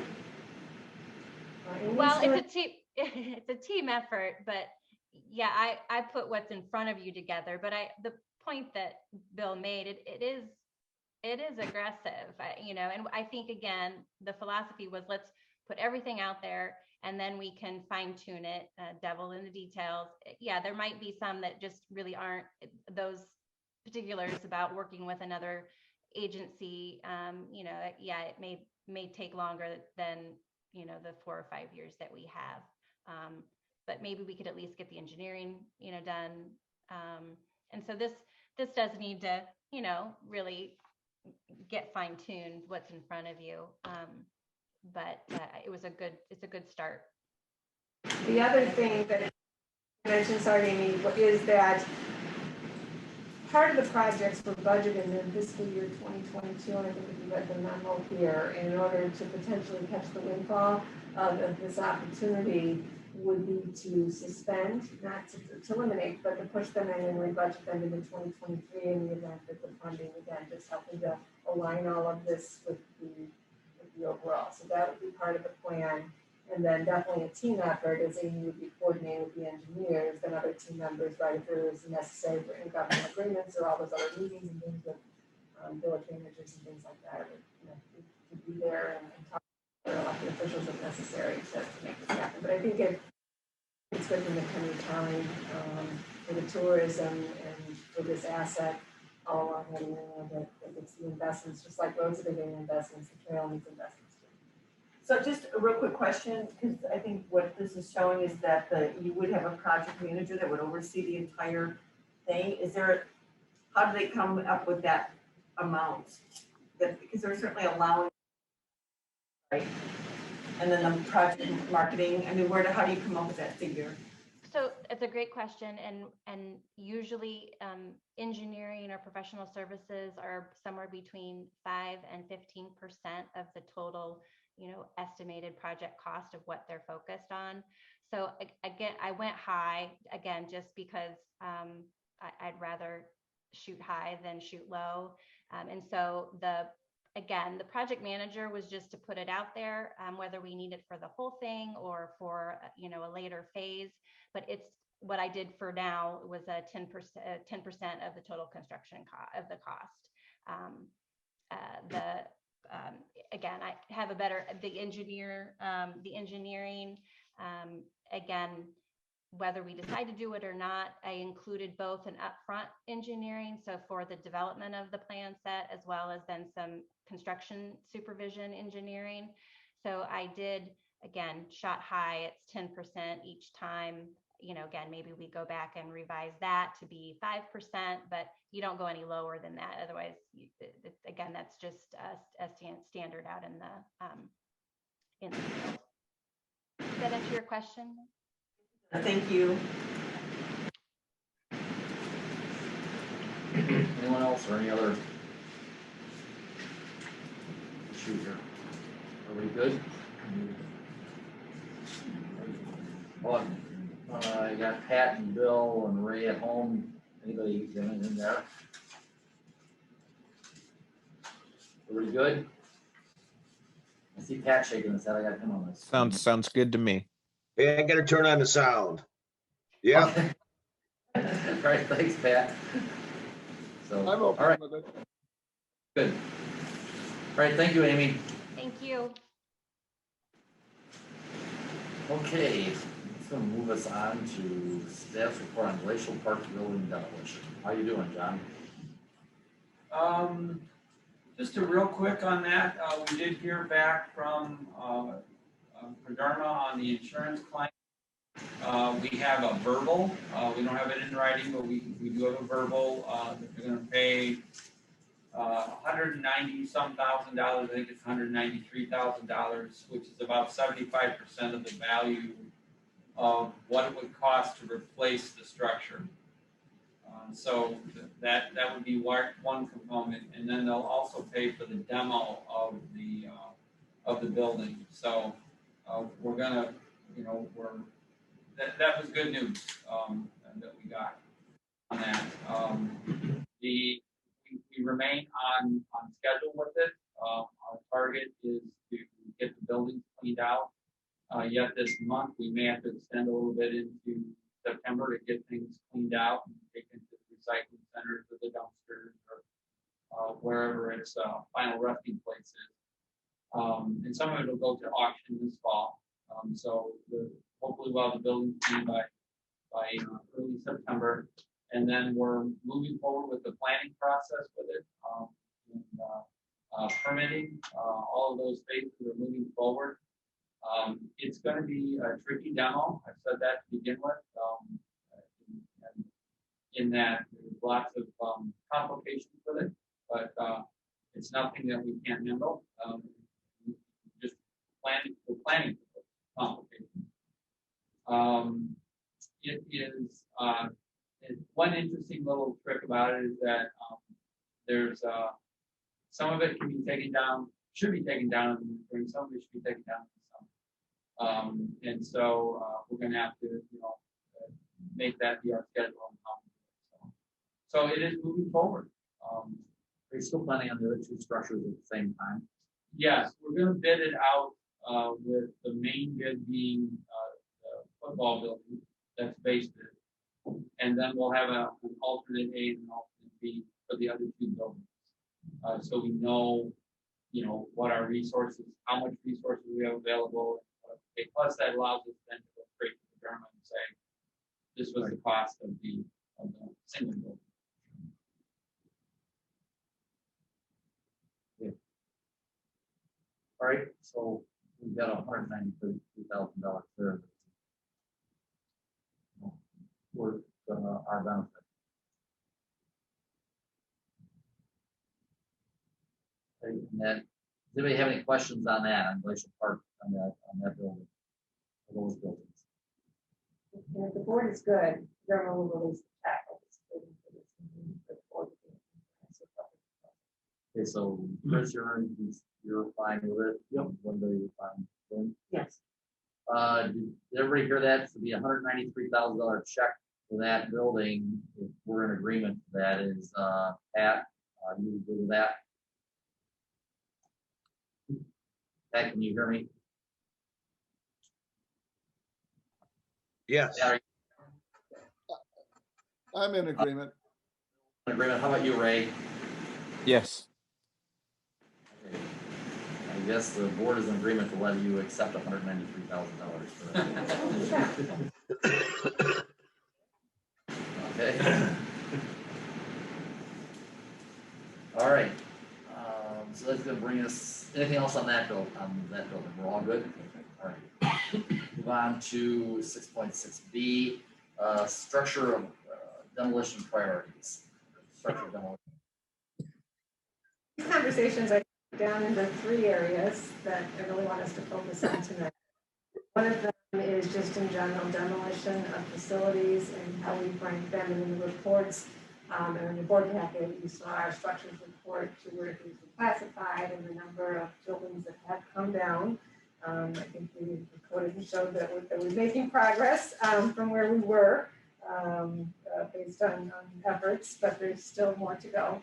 And so Peachin, we've recently just placed that piece of property. We've got all the historical background on that. We've captured all of that. We've moved it to the demolition list. And so I do believe that property is in an area where it draws a lot of attention, boarding up and things like that, it becomes a nuisance. So our recommendation is that we move that up to level 1 and classify it as such, and then rearrange the priorities. The Ogurk one that was originally down by Rush Creek, believing that can move down to a priority 3, and then applying this, moving that up to a priority 2. And then continuing to get towards these. So as when Amy can speak to what she shared before, there's a lot of work that goes in, as you were hearing with Glacial Park, to take those buildings down. So again, capacity, but obviously the board has had an interest in getting buildings down, and our past practice has been, when resources are available, to move with that direction and just to balance all the priorities. So from that, I think Peachin would be on the list once we get through the Glacial Park and budget for that. Really, it would go into likely 2024 budget. Unless there's another way that comes up to how to manage all of these things, but resources and time and capacity is the factor. So are you interested in putting this $193,000 into a slot in the budget, that's what we work off of to take these buildings down? That was what was discussed, right? Yeah. John had discussed having that set aside specifically earmarked for building demolition. It's a windfall we were not expecting, and we know we have an obligation out there to take a lot of buildings down, so why not set it aside for that? That would be, that, I made the recommendation immediately to Elizabeth saying, stick it Well, right we're there. thinking alike, because I said the same thing, so we're I like the idea too. Chris, sure. Oh, yeah. You're good with that? How about, you guys, I'm good to you, Bill, how about Pat, you? Ray? I'm in agreement. Ray? Yes, I'm in agreement. I just had one question. How far does the 193 take us on future demo of buildings? The only point of reference that I have on that is when we were doing the structure assessment or the stabilization report in December, Amy Peters put together a rough estimate on what it would cost to take Peachin down. And the number that sticks in my head is, I think it was $120 or $130,000 to demo the Peachin buildings. So that was to have a contractor come in and do it. So that will put it in perspective. And so it depends on the complications of the buildings and all that stuff, but that was just one that we kind of spitballed on. So in other words, 193,000 isn't going to go a long way. Excuse me? 193,000 is not going to go a long way. Yes, I would say that's an accurate statement. Okay, thank you. Or maybe part of another one. Yeah, it'd be really good if we got lightning cheap.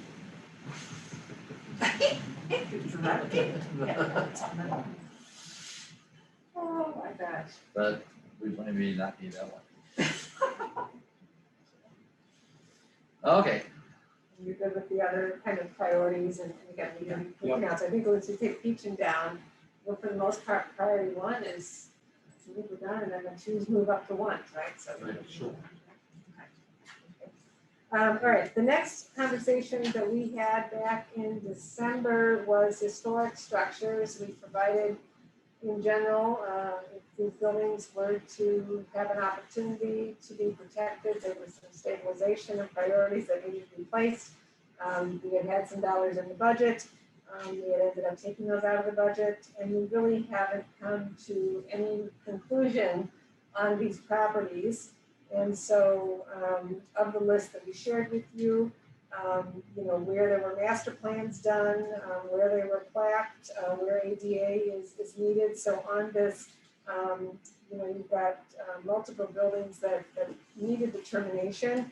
The only property that has an active use right now, and that was, again, not on the list, but it's just a historic structure, was the Powers Walker House, because that was plaqued inside Glacial Park.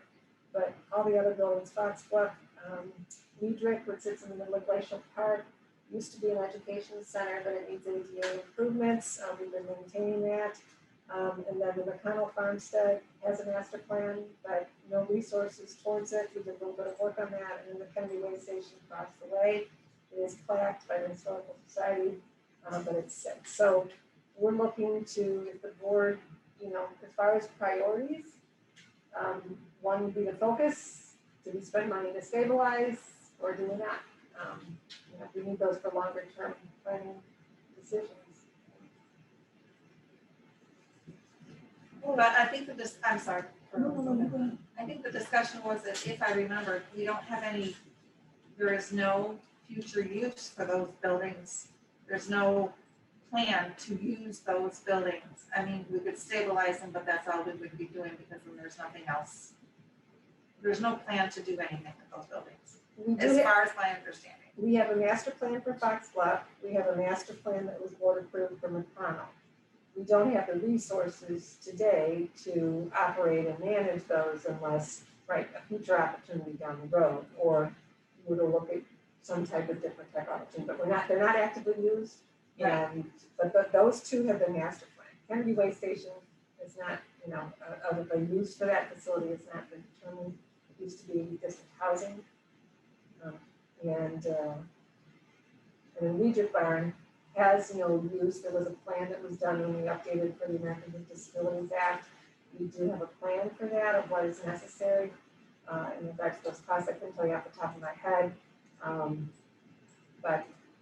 And there is no active use that had ADA, like it could be used, like we talked about last evening with wedding rentals and things like that, but we don't have that. So there might be some opportunity, right, if we get the grant money for the Prairie Trail. I mean, that does in some sense open up some opportunities to maybe stabilize some buildings until we see if there is going to be a long-term use. I think some of these places would actually be, very cool tourism places that could draw and drive the tourism and bring economic activity into the area. You think about McConnell, they do have, like we talked about this before, they have the turn of the century farms and the draw in other communities where they're more built up around them. And then, that's part of a day event, right? You come for that. Right across the way is our property that they can go and hike and everything. I just think there's opportunities down the way. I would hate to level everything and then, just because obviously we have to work with the dollars that we have, but there might be some opportunities now that we might have this grant opportunity. I don't know. Did we not talk about, getting some expenses on stabilizing all those buildings? We did have a roof assessment that was done by the Historical Society and recommended, so we got some pricing on roofing. I don't believe we had any costs on structural repairs, with the exception, and correct me if I'm wrong, Amy and John, Foxbluff, because as we were looking for that we did have an architect and engineer look at that. But the others, we have no background So if you put a roof on, most of these we talked about needed a roof. Well, I don't think the Kennedy home does not need a roof at this point. in time. Correct, that's the one that was identified as being okay for the next few years. It's stable for now. Yes. You have, so that one, I mean, nothing can be ignored, but it's somewhat stable for the time being. The other ones are not stable, so we'd be looking at whether we could just stabilize them long enough to get us through till 2026, and then if there's more money, would that be a way that future boards would want to spend that money, or would we want to spend that money in other ways? So looking at if we stabilize something just to get it through the next 4 to 5 years, then we are also making it so future boards now still have those buildings to deal with one way or the other. But you might also you might allow for some opportunity for partnerships and other people coming in and taking more responsibility. Well, and I think that's where we need to go. But McConnell, they had an organization, and I think they raised like $1,000, which the roof was over $100,000. They didn't get very far. Now, what's the McConnell organization that's out there now? Did they succeed in what they were going to do? I know last I looked, they were not real short, but they only had a few days to do what they were trying to do. Yeah, they sent that blast out, and I'm not sure, but they focused on a different structure. Right, yeah, it was a different structure, I think but they renamed themselves, I don't know, but I think the same people are involved to a certain degree, and they've added some, but they went to save another downtown right on the front, you know. Yeah, I believe they're under contract to purchase the oldest home in Richmond. Oh. So they have managed to raise money for that one.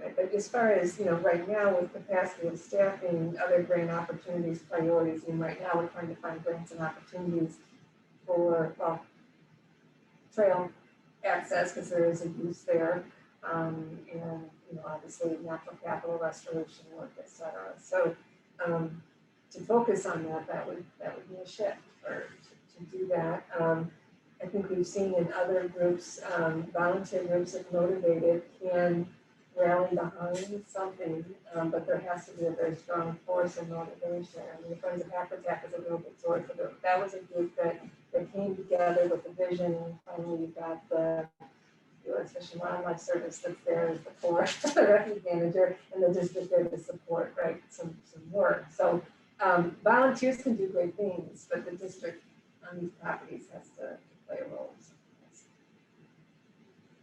I think in order for it to So next year's budget, John, how many dollars would you need just to stabilize these buildings and just whatever ones had to be done first?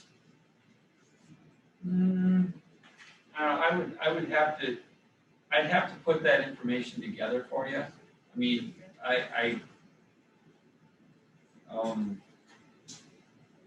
like the recreation hall at Fox Bluff, I mean, these were some projections that we put forth in the total at Fox Bluff was $155,000 to do some stabilization there.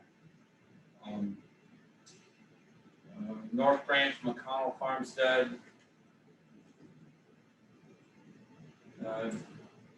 looks like 175,000.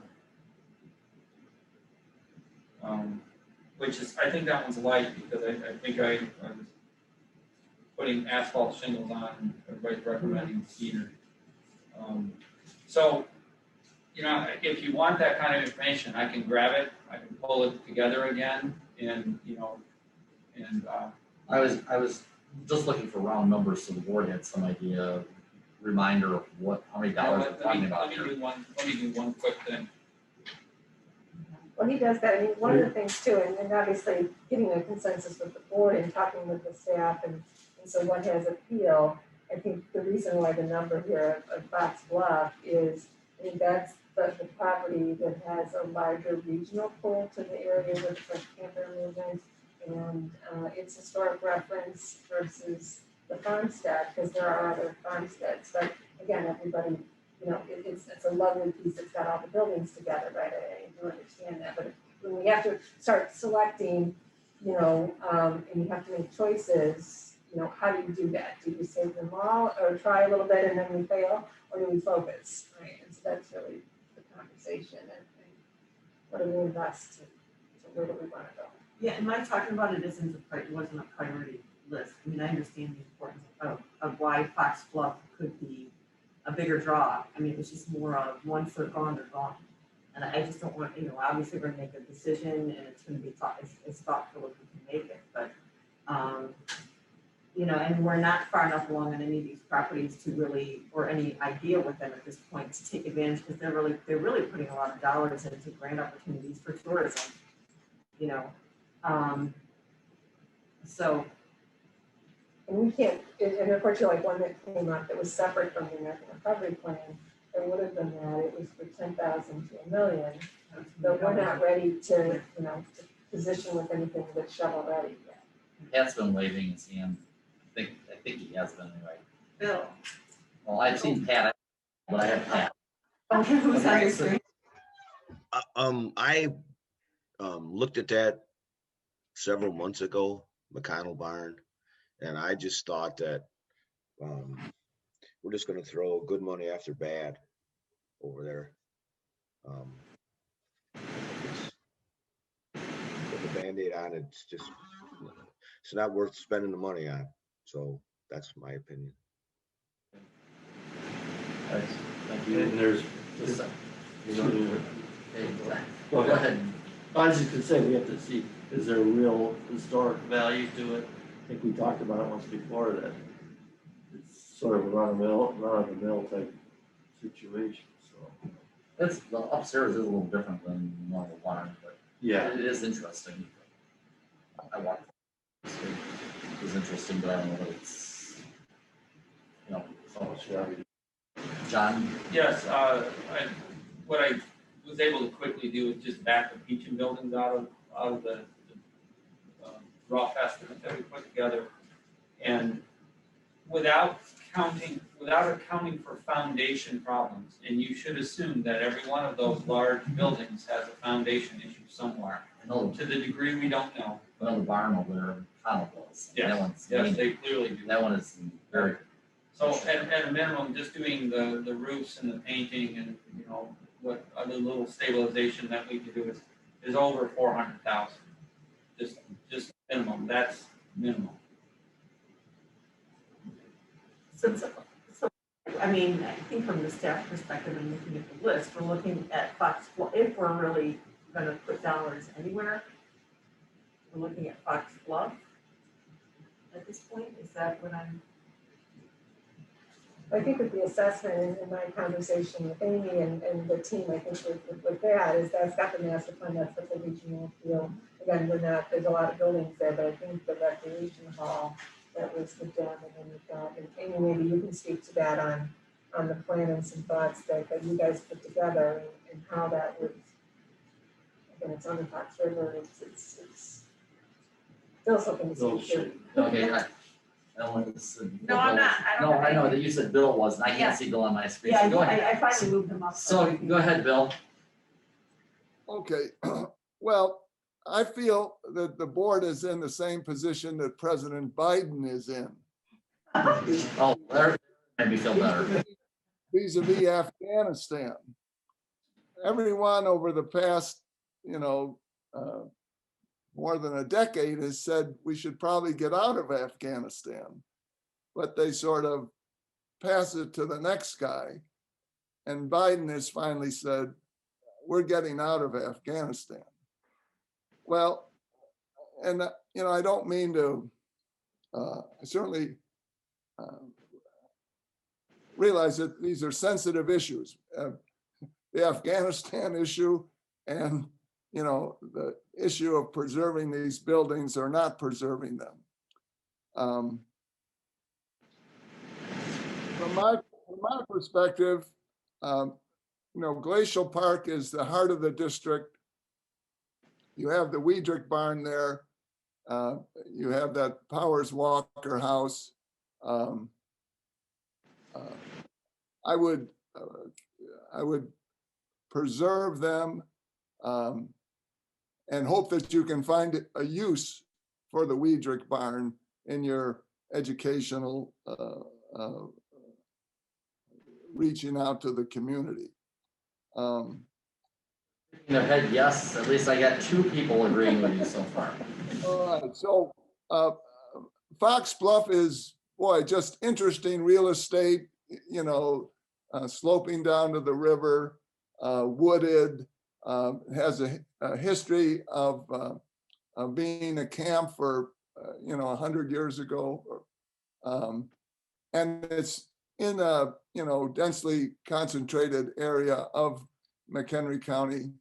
I don't know, we've had discussions in the past about some type of upscale camping there, about some type of catering service. So I think there is potential there, and that those buildings are worth saving. I'm not sure about that old barn in Fox Bluff. I wasn't particularly attracted to it, but that other building in particular that you've referred to. I think the McConnell farm, I agree with Pat. I don't see a future for it. It's not core to Glacial Park. It's on Broadway and then 173 on the other side. It sits on a hill. You're going to have parking problems if you try to, attract a large public audience there. And you've got your neighbors on that street Broadway. And I'm not sure that, they're going to be enthusiastic about a lot of traffic coming through there. So I think documenting those buildings, that history that we have about the McConnell family and so forth, that's all very interesting. Taking photographs or videoing and so forth. But if we've owned that for well over 25 years, I think, and the staff hasn't sort of said, gee, we need to be doing something here. I don't see a volunteer organization providing the financial muscle or the expertise to turn this into a farming exhibit that is going to be a meaningful attraction. I don't have any feeling one way or another on the house on the way station, the Kennedy Way Station. I personally, we've got our Brookdale administration buildings a short distance away. If you all haven't felt the need to occupy Brookdale with Kennedy Way Station for more administrative needs, I don't think it's core to our mission. And if we can't get a third party to utilize it and take it off our hands, so to speak, I don't have a problem demolishing the Kennedy Way Station personally. The Kennedy house is stable for right now, and we don't have to spend any money on it either way. If somebody wants to step forward and help us out with that, that's great. But I think the other structures are to the point where there needs to be a decision made one way or the other. But I have to agree with you on all of that, Bill. We need to pare this down to where what we think we can do and what we think we can use. And I think we're pretty much right on most of those buildings. Anyone else got some thoughts on those? I tend to agree. Yeah. So really, I mean, if you're looking at the list, then you're, I mean, Paris Walker's house, that's fine for right now. And of the 3 buildings that are listed, Kennedy is stable, so you're really just talking about McConnell. And there really isn't, I mean, nobody really has stepped up, and so I really don't know. And so if the board was in agreement, what we would do is come back or, you know, and recommend put an action item on an agenda that would, you know, basically move it to the, you know, to the demo list or to not, I guess, however the board would like to tee that up, but a formal vote would be there. The thing is, if we move it to the demo list, it's not gonna get to demo for some time anyway. Right, you got to. It won't, right, and until it's down, there's always a way to. Well, unless it moves up to the top, because now it's a threat, right? Because when something becomes a threat, it just kind of bumps up. Right, but I'm just saying we could do that, but it's, and that's fine, I'm fine with what you're saying, but that doesn't mean that something's gonna happen to it anytime soon. Right. It just means we're not gonna put a roof on it this next year. So that's which if you want to, you know, be firm and make a decision and then lay it, it has to be classified, otherwise it's in limbo. And I think this is limbo stages that it, and there's reasons to do all sorts, one way or the other, right? So that's just a strategy conversation. So out of all of this and the consensus, we're looking for consensus to move McConnell to the demo list. That's what I'm hearing. If there's no interest in investing in it, either we don't invest in it, it just sits. And then There are 2 structures at McConnell that are stable. The house is stable, and there's a chicken coop that's right next to the house that is stable. There are 2 buildings up there that are stable. If you look at it, that creates a signature of the place and, you know, the inhabitants that were there. The two barns are really the unstable. The 2 barns in that hired hands house are the really. Unfortunately, the barn is the really expensive one to stabilize. It is. You know, the buildings that you have stabilized, the chicken coop is. I can build you a new one for not that many dollars. When you're taking bites out of something, you go after the small stuff first. For sure, I You know, understand. hoping the big money would come in some sort of windfall somewhere. There is one other thing to consider on McConnell, and I haven't thought this through, but I know there's value in barnwood. Right, I think it's that here. Mm-hmm. And there's those barns are standing, and there's possibility that there could be value in that. I'm not sure how to explore that all that well, but I know that there are that certainly is out there. So I just have to say, because you said that, John, is there some kiosk or something in Crystal Lake that's sell your house for lumber? Because lumber prices are so, it was kind of like a joke, but it could be appropriate. Yeah, I don't think it's a joke. Yeah. Well, lumber prices are dropping pretty rapidly, so I don't think that's. Go ahead, Bill.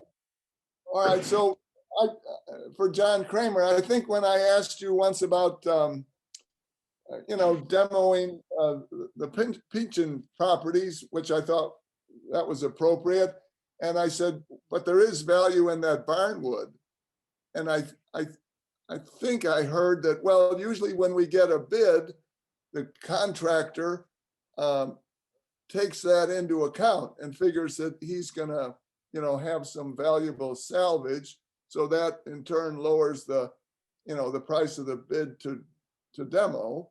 Or if the district itself takes down a small building, there might be a market, you know, for that. So, I mean, I don't deny that in any way that there's not some valuable lumber there. But it's still, you know, gonna probably take a contractor to bring those buildings down, and then you would try to negotiate some terms based on an evaluation of, you know, how much usable lumber he could get out of it. So you get a couple competitive bids and see what comes out of it. Yes, Bill, that's, I misled you in that, or I misled the board today. I don't think anybody's coming to us and saying, I'll pay you X thousands of dollars to take that barn down for you. I think if we decide to put it on the demo list, then we would probably capture, if we let it fall down on itself, we lose any value to it. It may have some value standing and in the condition that it's in right now. So yes, I believe that nobody's paying us to take these things.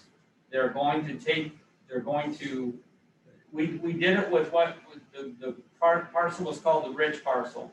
There was a barn on it, and when we got bids on it, it was significantly less than we thought it was going to be. And that's exactly what they did. They disassembled it. And I'm assuming that you would have a contractor do the same thing for those big, majestic barns that we have up there. It may cost us less to have it down now than later because the wood is still in good shape. Versus if it falls and breaks everything apart, then you don't get the value of that. So that would be one reason, once it goes on the demo list, to move it up faster. You will track that money. Yeah, there might be some value captured there. Pat has his hand up. Oh, Pat? Oh, yes, there he does. I had a barn taken down probably 5 years ago. And basically what they do is the guy that you sell that wants the wood, he takes what he wants out of it, and you end up with like a pile of rubble, you know. He takes the beams and the wood and the doors and all that, and he basically knocks it down, you know, because he takes it apart. And then, you know, you do what you want with the rest. Burn it. Well, you can't burn it, but He had it pretty well down for you though. yeah, By the time, oh yeah. Unless you do after that. Okay. My last comment is, if we put this on the demo list, that may bring some a reaction out of, you know, the village of Richmond or the local community. And if somebody comes up with a counter proposal that has legs, you know, we could listen to it. But the idea that we should be sinking, you know, $500,000 without what I think is a workable plan, to me, it doesn't make any sense. I was thinking the same. All usually you get a reaction, not one that you enjoy taking for. It's like taking a beating, but that might be the way to go. And I think the timing of, think about our conversation with financial planning, I think that all plays into the decision process of what you do. And then also I was going to bring up, and Wendy, thank you, as you were saying, this site does have a master plan. So I don't know that we've taken a side or anything that had an intended use that was public process, public hearing, and there was time, but that we went through all of that, and then the board adopted a master plan, how you untangle that. So you probably have to come back and the board with that action, you know, make a commitment or something to think about. I guess we have to look at that, because I don't know the history, and maybe Ed and John prior to my time, that we had a situation where Amy too, a master plan that was visioned, but then didn't come to fruition, and then you did a 180 on it. I mean, we have some that haven't been finalized yet, but completely taken and disregarded. Well, does somebody want to bring us that master plan and we review it at some point in time on that? Yeah, I mean, we can. If I can jump in, again, I think just as a reminder of staff capacity, all of the conversation's great. You heard me talk earlier this meeting, you know, you're going to have to make a hard decision on the timing of this. This isn't something, you can't do what we talked about earlier and do this at the same time. And so I just want to put that out there. And I know that you know that, but right, as far as the master planning goes, I think we have language in there that obviously says that, you know, yeah, if these buildings come down before we get to implementing them, you know, it's out of our control. So like Elizabeth said, we have a number of master plans that we've only completed the first phase and we've then shelved them. So I think you're right. Obviously, people are going to come, speak their opinion once you've made your decision. But I don't know that we have right now, again, with everything else going on, if we have the capacity to address everything that's going to be coming. So just think about that, from a staff capacity of being able to prepare you for the questions that'll be coming at you. Well, he said, I was just gonna say, so it wouldn't take much time for anybody to pull that master plan for us to review it though. I think it's already. No, out I there. think you already, Elizabeth shared it earlier when this first came up. Okay. It's out on the, It's on the Dropbox. Okay, so I didn't read it. So- So it may be just that we're not investing in McConnell at this time. We don't have the resources to invest. Why can't we just leave it? Ed? Sorry.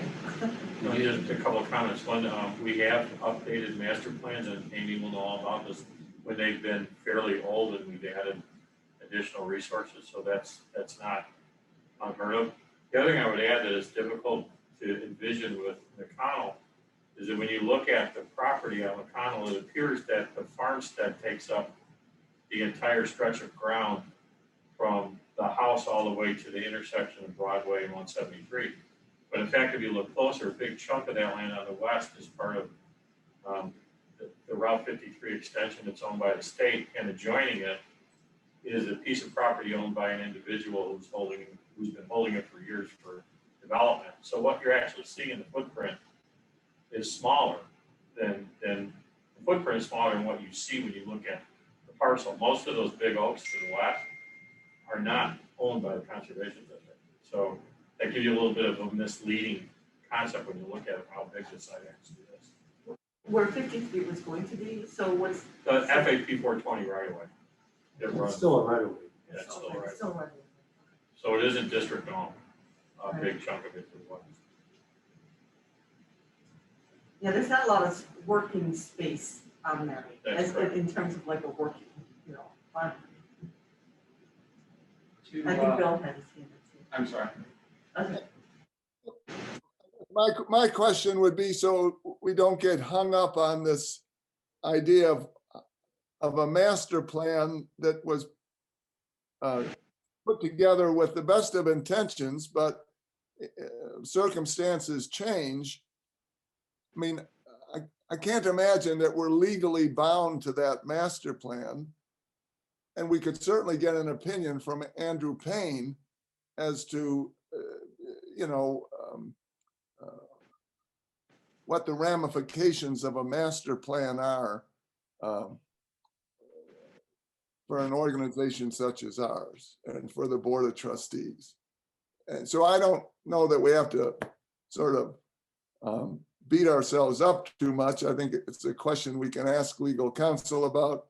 And if we get the green light, then the ball's in our court to make a hard decision. Or to decide we don't want to make a hard decision, and then, someone else is left with making that decision. All Thanks. master plans are up for change. They all have field adjustments. There is no legal ramifications. I don't believe that Elizabeth was intending it to come out that way. I think it was, again, just a courtesy and a follow-up. But no, there is no legal ramifications to the district if we don't follow through on a conceptual master plan. Thank you, Amy. That's what I got. It was a path forward, things change, but just to be respectful of that, and that's okay. This is important. Understand what it was. Well, so, we beat this around and more than likely, we're not gonna put a roof on it. So that's anytime soon. So John, I guess I forgot. Go ahead, John. I want to go back and that study that we presented in December had 4 recommendations in it. I'm going to read you number 2, 3, and 4, and then I'll come back to number 1. Number 2 was authorize the staff to put the region buildings on the demo list. Check. You did that one. Remain open to unique opportunities that may present themselves in some sort of partnership. I heard you guys already talk about that as an option. Reevaluate in 5 years. Yes, makes sense. The first one is the one where the rubber hits the road. Focus maintenance resources on those buildings that are stable, good, or excellent. And that includes the Foxbuff Conservation Area Recreation Hall, the Glacial Park, Howard's Walker House, Weedrick Barn, and the North Branch Conservation Area McConnell Farmstead House, Chicken Coop, and I added Granary because we basically have that one stable as well.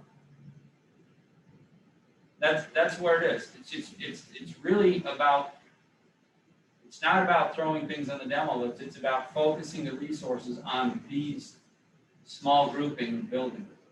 Yeah, that was gonna be my question. Do we have to throw it on the demo list just to kind of move forward and if we just focus on those? I'm fine with that. Yeah, I'm Linda, fine with that too, yeah, absolutely. Linda brought it to my attention by saying we could do, Nothing. just not put a Right, roof on it. exactly. The Well, the only that's thing, what I going was back to your other thinking. point, is that the longer we wait on that barn, it may have less value.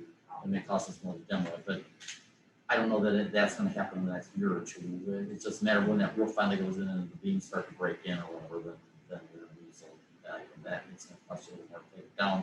I don't know that we're there yet. I don't think so yet. And it still gets back to capacity, what we can do, and we're still trying to figure this out with, Well, how we draw down reserves and everything else, right? So, yeah, I think we're fine. All right, so I think that was the list. So is there concurrence with that? We got some direction and, so your direction is pretty much to not do anything. I love that. Action It was a good- When does that happen? It was a good 15 minutes or 20 minutes to get to nowhere. What that does for me is it gives me a license to let go of all of those other things that I Let tend to go. hold on to and let bother me. Don't And bother. focus on So you can sleep better tonight. Good. Exactly. Good. Well done. We did that. John. There you go. And you probably sleep better tonight too. We're not spending money on it. So. And we haven't outside. Music from Frozen can start playing, let it go, let it go. Anyway, we can make anybody else feel good tonight. All right, well, the last one that we have is more buildings, they're newer buildings that we have responsibility to take care of for. And with the foundation, we've got the Lakota Boy Scout camp. And a preliminary assessment of the facilities has been done, just in general, but we know that winter's coming and we need to prepare for winterization. And there's a couple different ways to approach that. I know many of you, or probably no one has gone over there to see those structures. But either, of the structures, we haven't yet done a master plan again for that. We haven't deemed what the use would be. But there has been some discussion, that a couple of those facilities over there may be of interest. And if there's any chance, we need to do something for the winter to give us some time. So either we have to rehook utilities back up, or we need to just flush the lines and not fall and go for a year and buy some time to figure some things out. There's a lot going on here. So I don't know if there was any thought or decision. We, of course, with this, we want to go back to the foundation. We are responsible for the MOU. There will be a lease that we're drafting arrangement. So we have jurisdiction and management just to strengthen what the MOU is. Is the site open to drive into? It's not, no, It's not. Okay, so if I drove over, I can get it. So are you telling me that we are responsible for these buildings right this minute? Correct, that was what the MOU was, that the buildings are our responsibility to maintain to whatever level we want. That was, that's up to us. The transfer for it to work through, but there are some interesting concepts over there with some of the buildings, whether they were residencies for, we don't have an internship program, but for summer staff or other areas, or did it get a chance to, but we have to do something with winter. So there's just, I guess, two ways, right? We talked about it. It's mothball, blow the lines and accept that, or bring in propane, and that's gonna cost, and I'm sure those buildings aren't airtight, so I'm sure that could be a costly. Did they use them year round? Did they heat them? I mean, did they use them in the winter time, or what, Yeah. what did they do with them? Yeah, several of the buildings were used year round.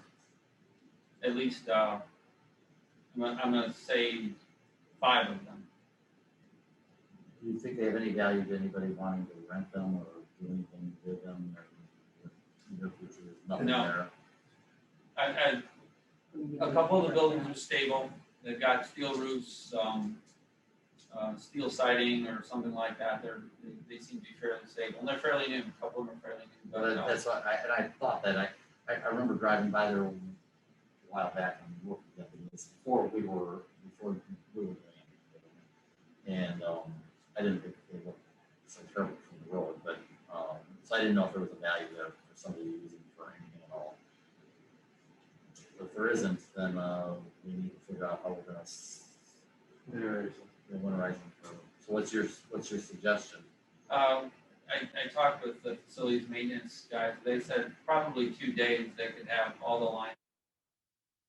You know, at least so it wouldn't freeze. The one that there is one structure out there that I think you would be, will have a pond in it in the basement. I mean, if we shut off the power,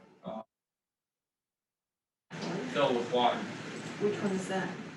It's called the Ranger Residence. Oh, So I'm being naive, why would it fill with what, why would It's it? got, the basement it must be on a seed line or something like that, the basement.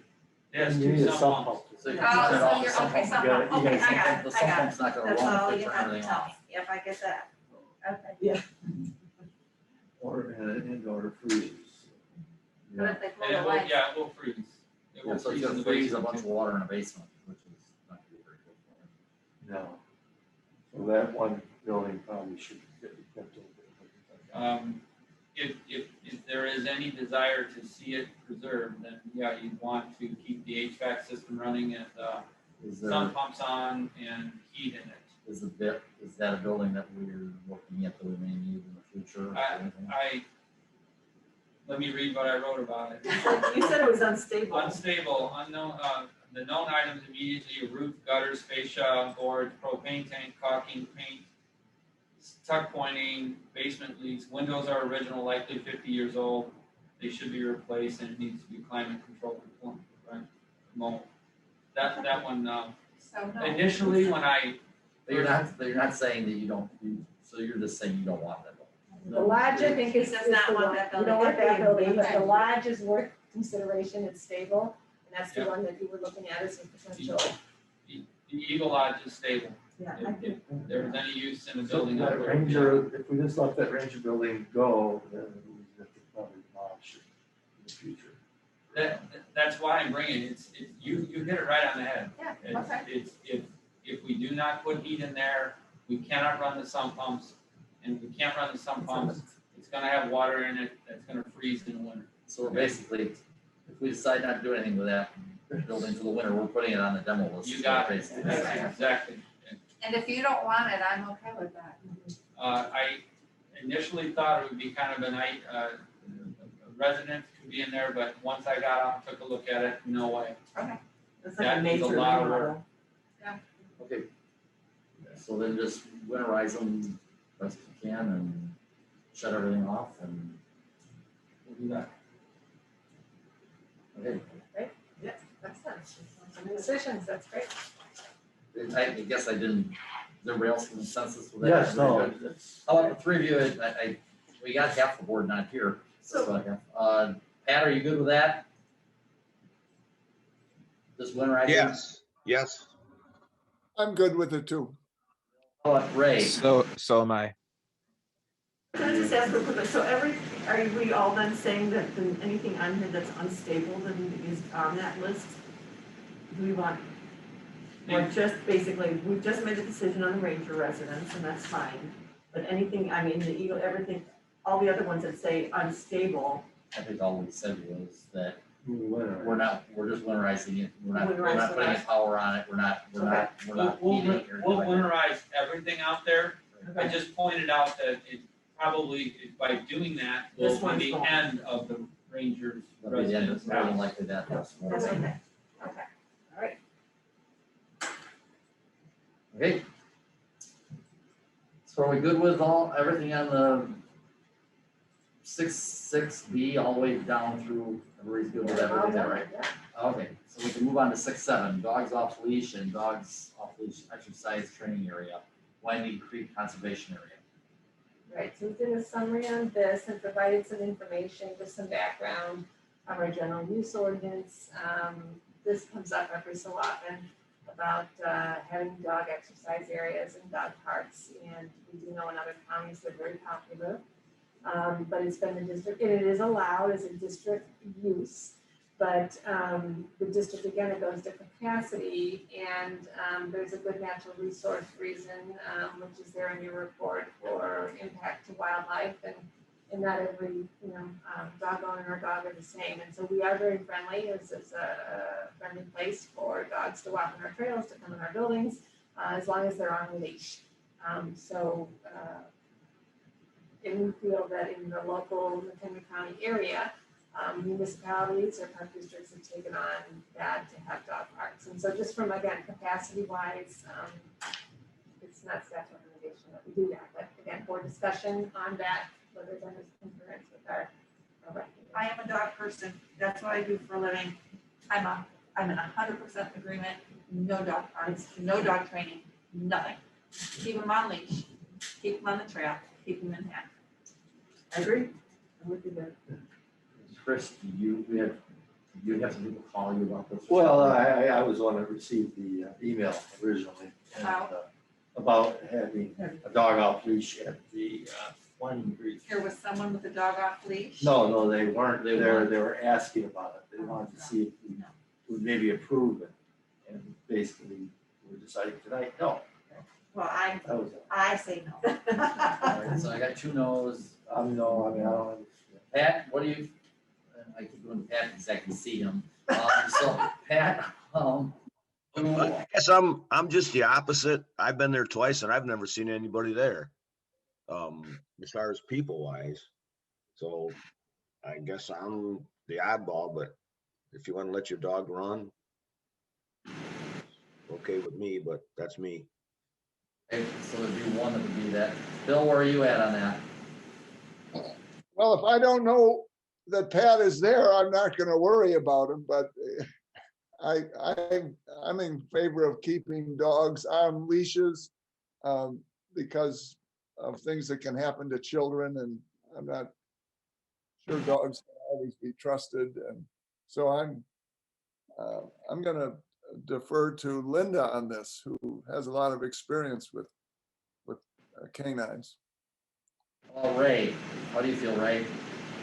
I'm also going to say no. Just you never know. There's different levels of training that each owner and their dog have, and to assume that everyone's doing it to the maximum level so that the dog can be off leashes is a bit of a stretch in my mind. So. Okay, I think you have a consensus. I do, terrific. This is good. Good discussion. Good discussion. And I'm a dog lover. I have many. I feed dogs. That's what I do. Elizabeth, will you write him I will back? send a response, absolutely. I'm sorry, but I've seen too much. Well, that is a frequent thing when people are out there without the dog on the leash. And My daughter runs, she does the conservation trails with her dog on leash, and how many times does she come home and set it around? What am I supposed to do? Go out there and fleece? But she tells me all the time. It's already a problem, so we normally have confusion. We have had dogs attack other dogs. Yes, Sure. that's the issue, that's more the issue that you don't know. It's too, Wow. Okay, so we're gonna move off of that one then, right to, since we've got a consensus, we're moving on. Good, thank you. 6.7's done, so 7.0 executive director report. So a few things. Again, a big shout out to everybody at marketing and education for a great job and all the divisions that came out. It was a nice showcase, and I thank the board of trustees for being there as well to celebrate. And unfortunately, as we're looking back, we didn't capture the speeches. So we said we videotape the speeches that was going on because people missed it. They're like, they were so good. They were so good. So we didn't, at least to nobody that I know has captured that. Maybe somebody out there on social media did it and they'll share it with us at some point. But thank you for being there. I've been giving reminders on the culture survey, that's still going, so again, encouraging all of our staff, board and volunteers to participate as well as the foundation, and that's open until September 10th. And then our diversity, equity, inclusion group has been working with Dr. Sean Bailey, and they're beginning to do some work, so we'll probably report back to the trustees, probably the future meeting, just some of the things that they start to roll out and what they're proposing. There have been some calls and concerns, as you know, we closed the trail here at Brookview. And obviously that reason is a concern and for public safety. And I know for those that are close by, they would like to see it open sooner. We should have maybe a discussion back with council next week on that. But so, I mean, we at least from a staff perspective, until we get some formal direction, it'll stay closed. And then I need to reach out with some of you so we can set up some meetings with some of our elected officials, and we'll talk further about that. So you'll be getting a call from me. And then a reminder, August 31st, we have the luncheon. It will be outdoors at Lost Valley Visitor Center for board and staff. So please join us for that. It'll be outdoors, and whether, if not, we'll break in small groups and go indoors. What time of the day is that? I believe it's at 12 noon, is it? 11. 11. It's at 11, yeah. I think it's set up over longer. Over, you can drop in at certain times. Oh, okay. What was the date on August 31st. I think, were they looking, was Jenny looking for an RSVP? So, Yeah. Yes, she was for counts. Yeah, so I think if you go to email and just go for Jenny, like search her email, it will come up with where you, or just send her, just send Well, it's her my an email. son's birthday, so I'm gonna tell him that it's his birthday party. I'm gonna bring him along and all of you. There you go. There you go. And then at your table tonight, you do have in a bag, the 50th anniversary book that the foundation produced. The board of trustees are not here, we'll give those to you next time we see you, and then staff will be getting a copy of that at the anniversary celebration, and then of course working with all our donors. For those that donated and gave to the book, thank you so much for your contributions. That was great support from the foundation to produce this, so I think it'll be a lovely historical piece, and you know, to be able to use for the next 50 years to look backwards at what's been accomplished. So and thank you to Wendy, she led the efforts to put all this, add copy, pictures that we're going to put together, and then when Zero Charlie that also helped, and Shauna with editing, and it was a good effort. So great job. Very good. That it for you? That's it for me. Thank you. Anybody else have anything? Public comments. Anybody got any public out there? We got a warning, but it's down by now. I know. They're really glutton for punishment to stay hung around. All right. Then I'm going to take a motion for adjournment. I'll make that motion. Linda has a motion to adjourn. Do I have a second? I'll all right, you work. No, you go ahead. Okay, Lynn got the second. Roll call. Trustee Dom, Yes. trustee Gayton, Yes. Yes. Yes. trustee Fritz, Yes. Yes. We are adjourned. So next Thank you, Tuesday. everyone, till Tuesday night.